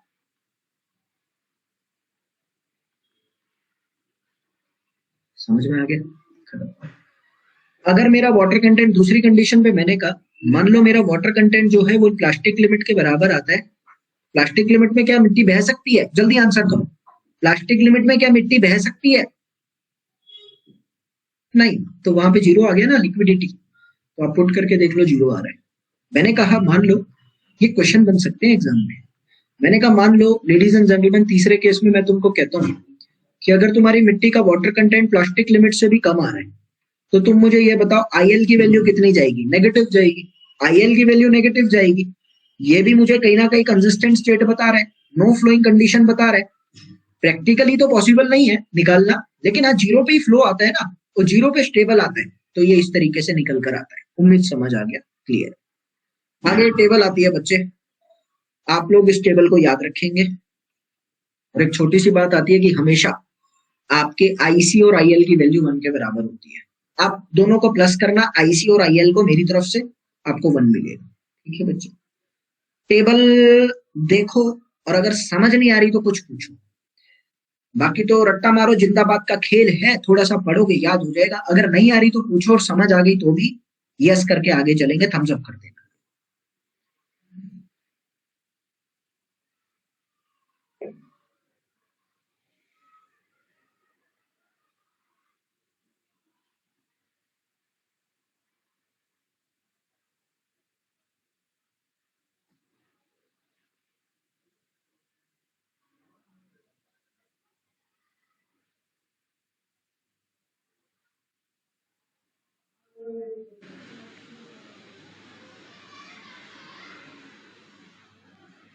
क्लास 2 घंटे की होती है, 5 मिनट और चलेगी। ठीक है, 1-2 टॉपिक करवा दूंगा। ये टेबल आगे चलूगी नहीं, जल्दी बताओ ना। कुछ नहीं समझ आ रहा तो पूछ सकते हैं। फर्स्ट पॉइंट, बिल्कुल देखिए, अगर आपकी कंसिस्टेंसी लिक्विड स्टेट पे है, that is the consistency of the liquid. अगर ये लिक्विड स्टेट पे है तो जाहिर सी बात है मिट्टी भी लिक्विड है। मिट्टी अगर लिक्विड है तो कंसिस्टेंसी 0 हो गई, और लिक्विडिटी इंडेक्स 1 से बड़ा हो गया। कंसिस्टेंसी और लिक्विडिटी बिल्कुल ऑपोजिट चल रहा है ना। कंसिस्टेंसी बढ़ेगी तो लिक्विडिटी कम होएगा। प्लास्टिक स्टेट में देखता हूँ 4 स्टेट आती है, वेरी सॉफ्ट, सॉफ्ट, मीडियम और स्टिफ। वेरी सॉफ्ट में आपको पता है, वेरी सॉफ्ट का मतलब बहुत ही मुलायम है, मतलब ये हाल है कि हाथ रखूंगा तो कहीं हाथ फिसल ना जाए, ये हाल है।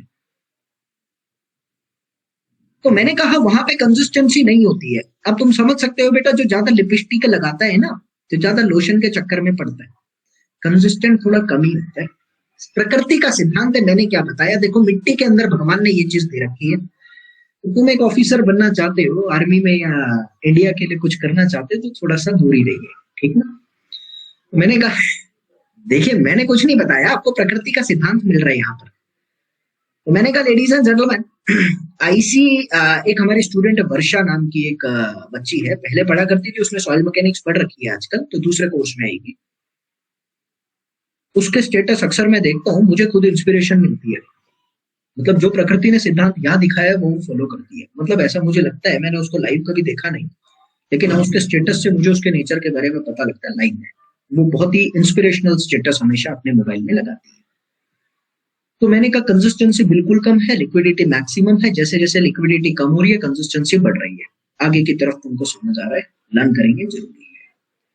अभी बात आती है यहाँ पर ladies and gentleman, sensitivity of the clay को पढ़ा दूं अगर मैं, तो आगे की तरफ कुछ बचा है क्या तुम्हारा। फ्लो कर्व के बारे में मैंने तुम्हें बताया था, ये फ्लो कर्व का फॉर्मूला हो गया। अभी नई चीज जान के नहीं पढ़ा रहा, क्योंकि लास्ट में कुछ नया बताऊंगा ठीक नहीं रहेगा, तो ये चीज तुमको याद रखनी है, ठीक है बच्चे। एक टर्म आती है that is known to be as the density index. देखिए डेंसिटी इंडेक्स की अगर मैं बात करता हूं तो कहीं ना कहीं जब मिट्टी की कॉम्पैक्टनेस की बात करता हूं तो हम डेंसिटी इंडेक्स टर्म का यूज करते हैं। फॉर्मूला क्या होता है, maximum void ratio minus natural void ratio upon maximum void ratio minus minimum void ratio. अब ये जो मैक्सिमम वॉइड रेशियो कब आती है, लूजेस्ट स्टेट में आती है। लूजेस्ट स्टेट आपको मैक्सिमम वॉइड रेशियो कितनी शो करती है, that is 0.91। Minimum void ratio कितनी हो सकती है मिट्टी की, 0.35। नेचुरल है।